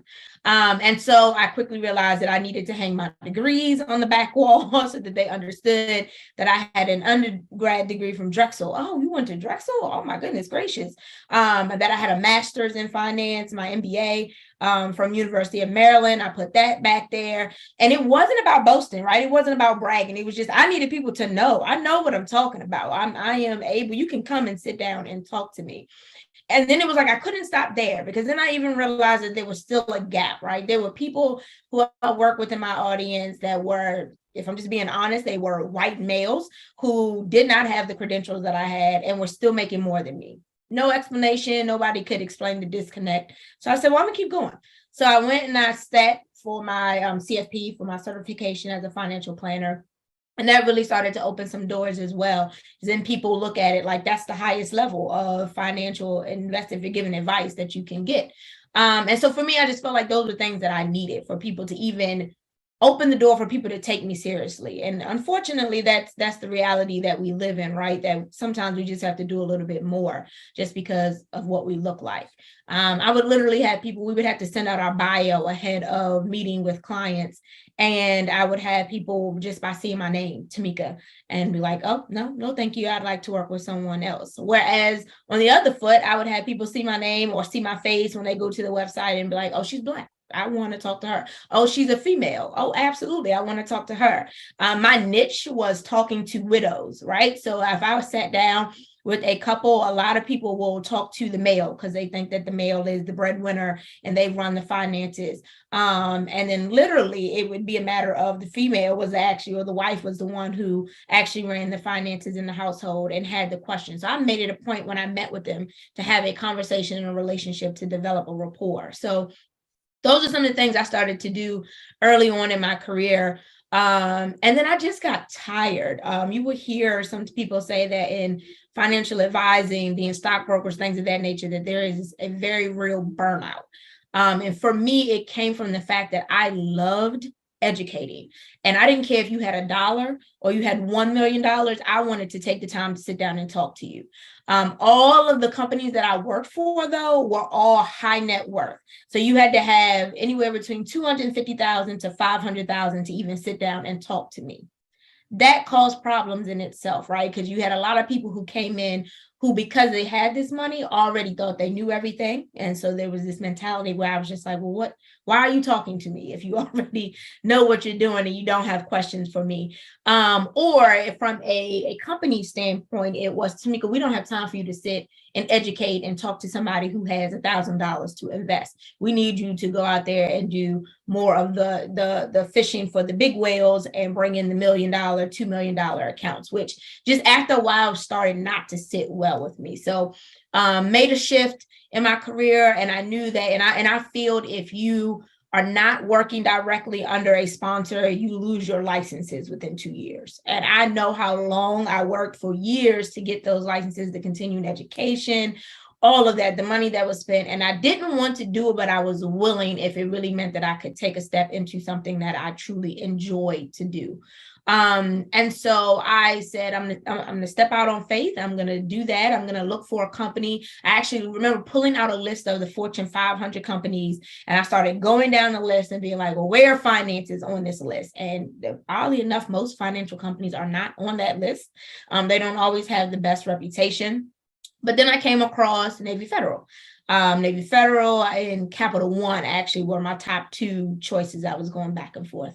But there were just things that I loved, especially with Navy Federal with regards to putting their members first, how they run their business. And so I originally stepped out with them and said I was going to be a financial advisor, which lo and behold, I really actually wanted to get into the educational aspect of things. So a week after I applied for that financial advising position, the trainer position came about. And it would allow me to continue to do what I'm doing, keep all of my licenses, work for the company that I wanted to work for, still get to work with financial advisors. As a matter of fact, I would be the person training the financial advisors. And I said, look at God, won't he do it? Because that is where I am today. I have never been happier in my career, even though it's not exactly the route that I originally took, but I'm still getting to the end game. So this allows me to continue to work with financial advisors. I am, like I said, the manager of training. When I started there 5 years ago, there was no training curriculum. So I have built that from the ground up. And I'm now currently building my team there. And so I still get an opportunity to do things like this and meet fantastic people like Ruby, and still continue to step out in the community and talk and engage and educate, which is what I truly love to do. So Ruby just asked me to step in. I wanted to give some context, but just talk to you a little bit about what was the process. How did I begin the process of my career? And really that just stemmed from asking questions, doing the research, making sure that whatever I was going to do aligned with my morals and what I saw myself doing long term. Don't be afraid to start at the bottom and then work your way up, right? So I started out as an associate, and that's literally how I learned the industry. Every little nugget. I started out when I first started working, they gave me this book called Standard & Poor's Guide to Money and Investing. This was the very first book that they gave me, and they were like, just read it. This is like literally how I started to get into the industry. To this day, I swear by it. I then started to look into other books that they wrote. So this was the second one I read, which was the Guide to Personal Finances.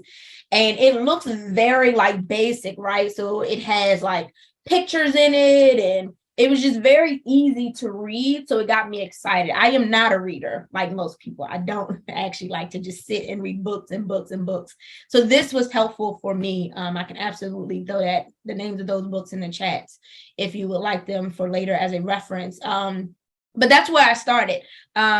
Yes, Nadine, I will certainly add those in the chat once I'm done for you. But that's where I started, right? And then I also realized, allow these companies that have this extra money to pay for the things that you need.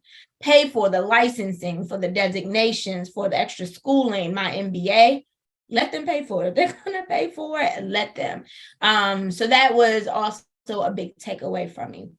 And then the last thing that Ruby asked me to touch on is just to discuss my own personal investment journey and how am I building generational wealth. And so I would probably start off by saying that that's all going to depend on your lifestyle, right? So how I invest and what that looks like for me is going to look very different for the next person. I am single with no kids. I love to travel. I am athletic. That looks very, very different in how I choose to invest or how aggressive I can be versus someone who has a family or who is older, and what that looks like. But there's still some certain foundational things, right, that everyone can use. So I would probably say I have 5 main takeaways, right? And then a bonus. So first being, everybody has to take an inventory of your personal situation, right? You have to take a look at where you are. And Ryan said it earlier when he talked about go back 3 months. Whenever I talk to people or any of my clients, I will tell them the first thing you have to do is take an inventory of the assets you have. Create a budget. I know, Ruby, you once said that you don't actually like the term budget. And as soon as you said that, I knew why you said it, but I sort of use it as a different tool, right? It's not, in no way, shape, or form have I ever created a budget and then just said, well, this is what I'm sticking to. I can't operate outside of this. They always serve as a gut check for me, right? So I go back 3 months and track your actual expenses. Really be realistic with yourself on where your money is going, how your money is coming in, and then create some barriers, some guidelines around what you want your money to look like when you are spending it. And then once you are outside of those bounds, that's when the gut check comes in, right? That's when I can sit back and be like, okay, I spend entirely too much money eating out on a monthly basis, and I'm not spending enough on buying groceries and what I've allocated to that. Or, okay, you thought you were going to actually do 1 trip, but the reality is you do 3 trips a year, Tomeka. So you need to allocate more to this, and you have to realize where that's going to come from. So that would be the very first thing that I say to do. Number 2, I would say make sure that you're setting up a checking and a savings account and allow them to work for you in different ways. You can set up different types of accounts for different goals, right? So I have a savings account called my fun fund. Beginning of the year, like clockwork, I fund that with how much I spend. I'll track again because I have that budget. How much did I spend on traveling last year? I will take that, increase it with inflation, cost of living adjustment, and I'm going to fund my fund account with that amount plus whatever the cost of living adjustment is. So I have that already. Christmas shopping, things of that nature. I may put money aside at the top of the year and just have it sitting there so I know it's accounted for. I don't have to worry later about where am I going to pull from. At the time that I was buying a house, I had a separate savings account just for the down payment for a house. I have an emergency reserve in a separate account. That is an online savings account that I can't touch right away. You can't go across the street and pull the money out of the ATM. It's all online. So if I want to take money from it, I have to wait at least 3 to 4 business days. That's perfect, right? Because if it's your emergency reserve, you shouldn't be touching it on a daily basis anyway. That's where I'm going to keep 3 to 6 months of those expensive that I've calculated in my budget, just there sitting and ready if I want to. If something happens, I lose my job, it's there, right? If you want to be conservative, then maybe that's 6 months to a year, but you can play around with what those numbers look like. So I would say that would be number 2. You can play around with your savings ideas. For example, we can talk about more complicated things like a CD ladder. That's something that I started to invest in. So there are a couple of different techniques there that you can employ as well. Number 3, which again, I don't want to get too complicated, but truly understanding tax consequences. People don't talk enough about how taxes play a role in investing and your personal finances, right? So people automatically, they get $1,000 and the first thing they say is, oh, I want to go throw it in Tesla stock. I want to go throw it in Amazon, right? And that's not necessarily always the best thing to do without understanding what type of account you're investing in, right? You have tax deferred accounts and you have taxable accounts. And when you pay taxes on those funds matter, and they make a difference in your financial picture, right? So I always tell people, listen, you can do the same type of thing in your employer account. You're working with somebody and you have a 401k. Invest. That is an investment. You can still invest there, and usually they are giving you a match, right? They're contributing on your behalf. So, well, Tomeka, how much should I be contributing? At least whatever it is that they're matching. You have to. That's free money that they're giving you. And that's a good way to get a head start on investing. And it's in a tax sheltered vehicle, meaning you won't pay taxes on it until a certain age, way, way, way down the line when you're ready to retire. So it doesn't really matter anyway, right? So that's something that I like to tell people about. Maybe you want to think about max out your traditional or Roth IRA before you go into some after-tax investing. Because again, after-tax investing, you're going to get taxed on that now. So you have to make sure you have the finances and the money sitting in your checking account to pay off those tax burdens. So that's something to keep in mind. Number 4, I would say, we've talked a lot today about stocks and bonds and mutual funds. I am one who I would tell my clients, unless you have a certain amount of money, mutual funds, ETFs are the way to go. Index funds, things of that nature that are pretty basic. They seem pretty boring, but they get the job done. There is no need to go and invest in individual stocks unless you have a good concentration in money to do so, because otherwise what happens is you're not going to be diversified. So as Ruby touched upon earlier, right, you go and you put a whole bunch of money into one stock and then all you own is Amazon stock. If something happens to Amazon, there goes your money, versus having a basket of stocks in a mutual fund where you are diversified across your holdings. You can start to look into options such as robo-advisors. If you're not familiar with that, those are, you can go to a different brokerage platform as Ruby identified, a Schwab, a E-Trade, a Robinhood, and they have accounts where pretty much you answer a series of questions and that will determine your risk tolerance. How much risk can you take on? How much money do you have? What are your goals? And it will automatically invest money for you on your behalf. It will automatically take into consideration how old you are, whether or not you need to be more aggressive, more conservative based off of your goals. So then you can start to think about some of those as strategies as well. And then number 5, I've heard Ruby say this, and I'm also a fan. Buy and hold. I am not one of those people. I will tell people all the time, I am a certified financial planner. I am not a stockbroker. I have no desire to sit and research stocks all day long and then tell you what you should buy.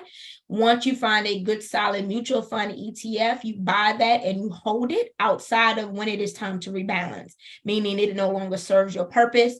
It is no longer, returning dividends or giving you the return. You have reviewed your portfolio and it no longer fits the style that you're trying to invest in. Other than that, you can't listen to everything that's out here. Really find somebody that you trust and that you can ask questions of. Use a sounding board, because you will start to listen to this stuff on TV, on the news, where you hear on social media, and then the next thing you know, you are investing in something you don't understand. Perfect example for me is crypto. I'm not going to say don't do it, but if you don't understand it and you have not done your own due diligence, you don't go just dumping money in it because somebody said you need to go buy Bitcoin or whatever the case may be. So really take the time and educate yourself before you start to make some of these decisions. And then I would probably say the last thing, just a bonus, because I said I would give you 5, is one of the things that we really don't talk a lot about is estate planning. So when you talk about generational wealth, it's also a matter of how do you protect that generational wealth, and then how do you pass it on in the manner that you want to, right? So thinking about you open up these brokerage accounts, be it with a Robinhood or Charles Schwab, whatever the case may be, and you want to make sure that you're looking at your beneficiaries. Who's getting the money if something happens to you? What type of incapacity planning have you completed so that if something happens to, God forbid, you and your spouse, you know, what happens to the money? Is it designated to go to the kids? How have you set up payable on death designations, transfer on death designations on those accounts? For life insurance, if you have that, have you know, gone in and recently checked your beneficiaries to make sure that that's all aligned with how you want your money to pass on to generations to come? So Ruby, I hope I answered all of the questions that you had for me. But that's what I have for you today. So feel free to ask any questions you have whatsoever. Tomeka, you did beyond what I have asked. Thank you so much for your wisdom and your time. Sister, you are bad. And I have told you that before, and I will tell you that again. And so one thing that I do want to say, there's a lot of questions that like you can answer, but I want to say this, right? Tomeka is single. She has no kids, and I'm trying to be her goddaughter, but she doesn't want to accept me, but that's okay. I'm going to let that ride out. But no, seriously. Many people feel because you are single, because like you don't have a kid, you can't build generational wealth. Can you please bust that lie? Because it is a lie. You still have family. You are like, I'm still building, not just for you, but also for the next generations. So like, can you just hit on that and then go to the questions that people are asking? Absolutely. So for me, right, one of the issues that I actually find a lot with people when they come in there talking about beneficiaries in particular is they will do something like, if they don't have kids, they're like, oh, I'm going to leave this to my mom and my dad. Well, the reality is your mom and dad will probably predecease you. So you're not thinking that plan all the way through.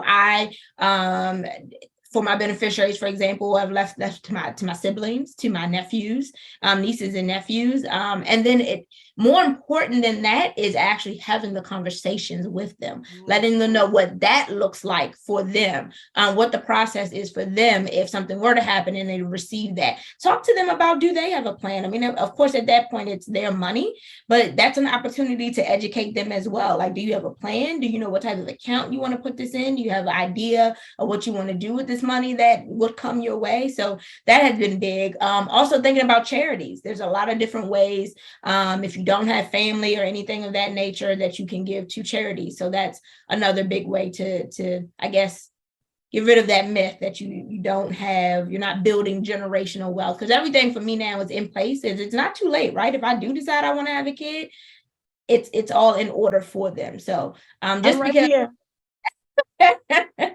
so just because you don't have kids or you are single does not mean that you don't still focus on building generational wealth. Thank you so much, Tomeka. You have put that well. All right, there's some questions. Can you explain the CD ladder? Sure. So a CD ladder is a way of taking your money, right? With interest rates, as you know, right now, the Fed is constantly increasing rates. And so if you were to, for example, go out and buy a CD, and we all know rates are still pretty low, even though they're increasing rates. If you go out and buy a CD, and let's say it's giving you 1% for keep it simple, a 1-year CD. You keep your money locked up for that 1 year, and at the end of the year, you're going to get your money back, the principal plus whatever that interest is that they provided you. But if in that 1 year, another CD came out with a higher rate, then you miss out unless you have more money to invest in a separate CD. So a CD ladder is a way of stacking maturities so that you always have money coming due from a CD. So you can always take those proceeds and reinvest it into a longer maturity that may have a better. So I can purchase a 3-month CD, a 6-month, a 9-month, and a 1-year CD. And as those come due, I'll take the proceeds and I'll just invest it in now a year and 3 months, a year and 6-month CD. And so they will just continuously come due. You'll always have a source of income from that interest, dividends, whatever the case may be, and you can just continue to reinvest it. So that is the basic mechanics of a CD ladder. Thank you so much.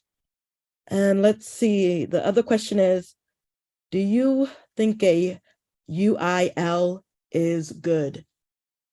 So a UIL is a universal index life insurance policy. So I get questions often on using life insurance as part of an investment, part of your portfolio. And so the answer is usually going to be, it just depends, right? So if you're thinking about an insurance policy that has a whole life policy that has cash value in it, it just means that there are some nuances within the policy that allows you to potentially borrow against the principal that you put in. You have a death benefit associated with it so that your beneficiary can take those proceeds tax-free. So there are some benefits to it, right? But on the flip side, you could argue the fact that it doesn't make sense for your portfolio. Again, somebody like me, because I've done that net worth statement that we talked about earlier, I may not need extra life insurance right now, right? If my mortgage or my house is almost paid off, and so that may have been my reason for a term life insurance. So now I don't need that. I don't have kids or anybody else that relies on my income, so I don't need that. So anything that I have through work, the life insurance that's provided there, and if I was to liquidate all my assets and it covers all of my liability, it may not make sense for me to have additional life insurance. We have everybody preach about get life insurance, get life insurance. I cannot stress that it really depends on your personal financial situation. So in that case, it may not make sense for me to just purchase a whole life insurance policy just to use it as an investment, because a whole life policy is going to be a little bit more expensive than a term policy, right? But it could be. So it's probably a long-winded answer, Wayne, for you about whether or not it's a good option. But the real answer is it just depends on your personal financial situation. Okay, and how can they contact you? I'm going to drop my personal, I'm going to put the names of the books in the chat. As soon as I was done talking, I didn't want to try to do both at the same time, but I'll also drop in my personal email address. So feel free to reach out if you have questions. You know me, Ruby, I'll talk to anybody if they have questions. I love it because I'm also learning all the time myself. So I will drop all of that into the chat. I do see one other question in there about speaking on trust. Trust can be complicated or as simple as you want them to be, but just think about a trust is a way of ruling your assets from the grave, right? It's a way to make sure that what you want to happen if you're not still around still happens, and you can control it while you're alive. So there's different types of trust. There's revocable trust, there's irrevocable trust, trust that you can make a change to now, trust that you can't make a change to. Some of them have tax efficiencies to it. Some of them are used just to avoid probate, things of that nature. So trust can be a little bit complicated. Pretty sure we don't want to go into the weeds with it now, but just think about a trust. Talk to an estate planning attorney if you do not have one. You can find them online. You can start to do some of these documents on your own. There's templates, Google, will, medical power of attorney, medical directive, things of that nature to get started. And you'll find some information on trust, again, if that makes sense for your situation. Thank you, Tomeka. If you have any other questions for Tomeka, now is the time. Put it in the chat or unmute yourself and go at it. Yep, right now get Good afternoon. Good afternoon. This is Wendy from DC. Thanks. This has been awesome. Tamika, I do have a question. When you was saying about making the beneficiaries, I only have one son. So what do you think a good idea would just to be like to add him to all of my bank accounts or to any of my accounts that I can add him to? So if I would not do so without first having a conversation with him and what that means as a responsibility for your son. I would absolutely make sure that for any of your accounts where you are allowed to have a beneficiary, that you would name him. Again, have that conversation with what that looks like. Other than that, if you're not going to, because adding someone to like a checking or a savings account as a joint or authorized user is different than adding somebody as a payable on death. So that just means you can go into a bank and say, for example, I want to add my son as a POD designee. And that means that this account will automatically go to my son without it having to go through probate if something were to happen to you. So that's very, very different from adding somebody as an authorized user or a joint person on your account. If you don't want him to have full access to your accounts now, that might not be the best way to go. But if you want to make sure that he has those assets go to him, if something happened to you, then you name him as a POD or a payable on death designee. All right. Thank you. We have a question from Reginald. Tamika, did you get it? Happy to hear your philosophy on financial education. I feel similar in starting the financial empowerment course from CFPB on March 18th, Saturday in Lawton. It is free and open to all. So yes, he's just Oh, he's just making a comment. Yep, just making a I comment. didn't even read the whole thing. All right. So before we go, Tamika, thank you, thank you, thank you. I will be reaching out because you will not get rid of me that quickly. You are my sister for life now, and I greatly appreciate your time and your wisdom. Yes, she's gonna put all of that information in the chat. And so I'm actually doing that now. That's my fault because Wayne had actually messaged me separately. And when I replied directly to him. So I am literally putting that in the chat as we speak to everyone. And like I said, that's my personal email address. So if you have a question, feel free to reach out to me. And the book titles. Yes, I will put that in. So I won't waste any more of your time. I'll do that while you're moving on to the next speaker. I'll put all that information in there for you. Oh, you're good. You're not wasting our time. No, ma'am. No, ma'am. We are good. But thank you so much. Up next, we will have beautiful people. We have come to the end of our conference, except for 3 things we will have to do.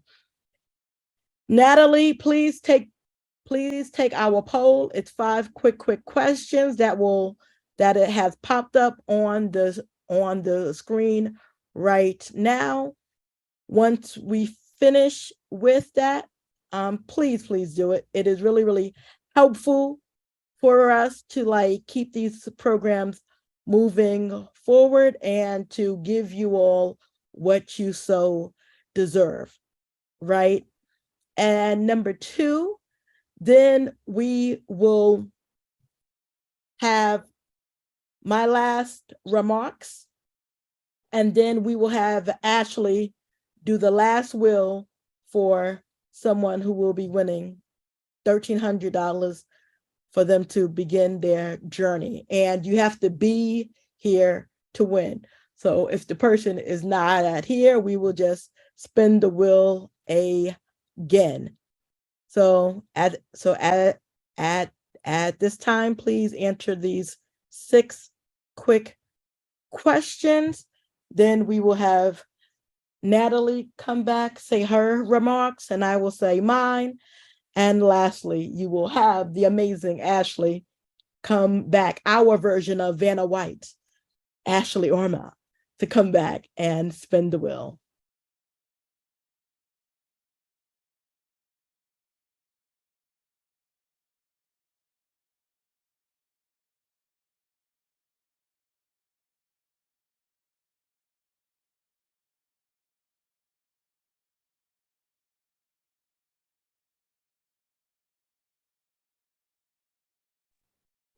while people are doing the survey, Ruby, did you want to thank our sponsors? But you're muted. Thank you, Natalie. Oh my God, I forgot about the sponsors. Yes, to help make this possible for us to do this summit, for us to give out cash, we have amazing sponsors. And we have the Navy Federal Credit Union. Thank you so much. We have Trust and Will. They are the first digital platform where you can create a will and a trust. Lastly, but not least, we have the NASDAQ Entrepreneurial Center. These amazing corporations have made this opportunity available for us to do it for free and give out investment cash. So thank you to all of our sponsors. If you need a checking account, a savings account, a CD, a loan, check out the Navy Federal Credit Union. You don't have to be in the military to basically apply. But if your family was, that will help. And like they have several other companies that can apply for their amazing services. The Navy Federal Credit Union. Check them out for your banking needs. Check out Trust and Will for your estate planning needs. And if you are an entrepreneur wondering how to get started and receive support, check out the NASDAQ Entrepreneurial Center. They will help you on your journey. And especially thank you to each and every one of you all for sticking with us throughout this day. It has been a long one, but a great one. I'm so thankful to our speakers, Ollen, Ryan, Tomeka, Kerri, and myself. I thank each and every one of you. And the poll is over with. Now we will have Natalie say her closing remarks. And I wish you all a great weekend, and let's go build generational wealth together. Go to financialjoyschool.com and sign our pledge so that we can build together. Yeah, so Ruby and everyone in participating, I really don't have any remarks. I think Ruby has said it all, and I know you guys really want to get to that last giveaway because I think she's about to give out some money there, which I want Ashley to add me to that will at this time if possible. But yes, please add Natalie to the will.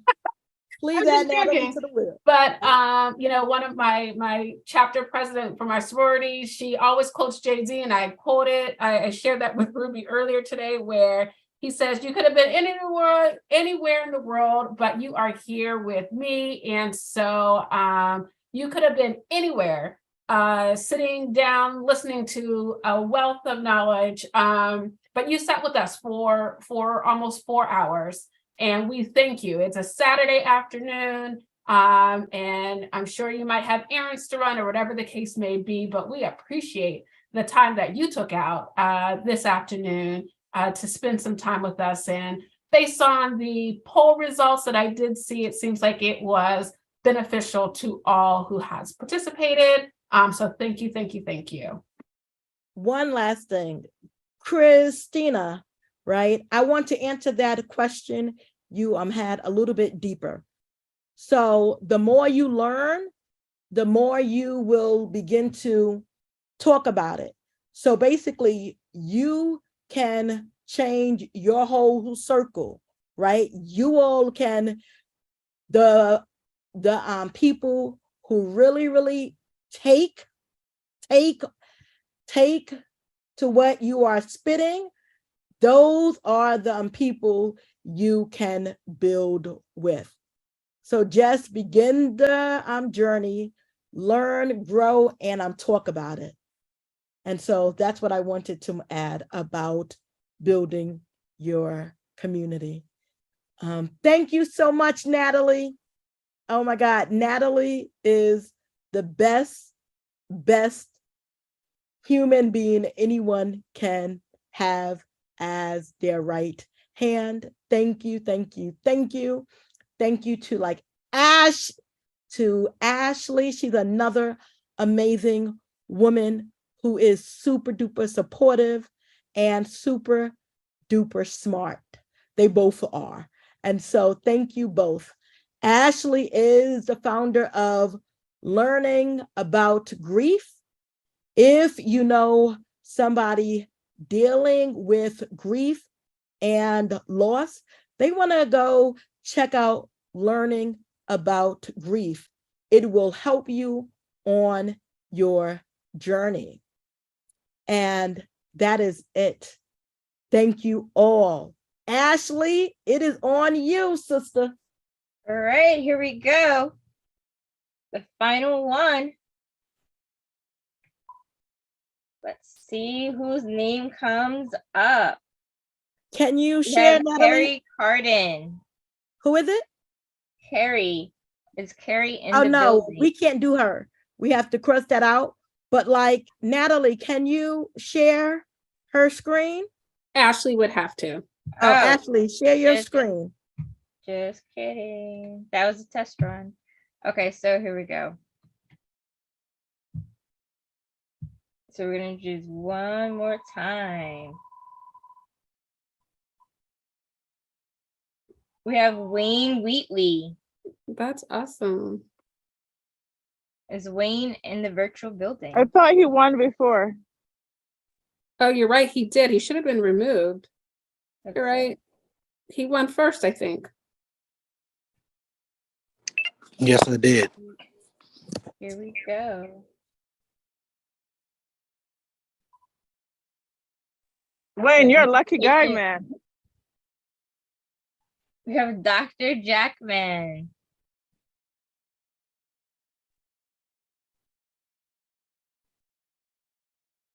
Is Dr. I'm here. Congratulations.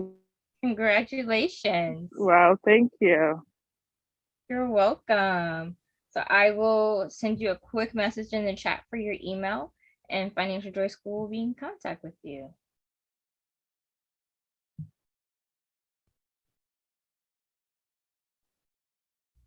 Congratulations to all the participants.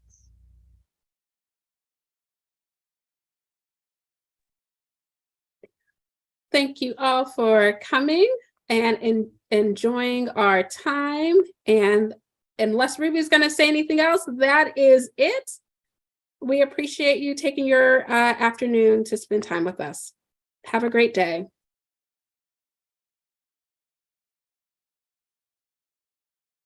And I'm going to reach out to you, Dr. Jackman, to get your information.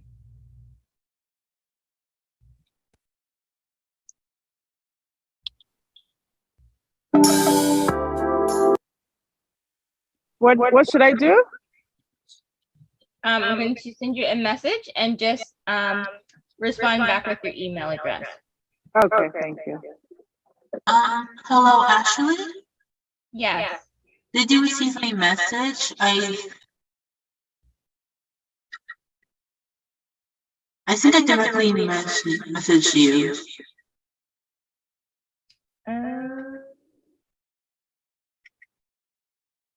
Do you mind me sending it?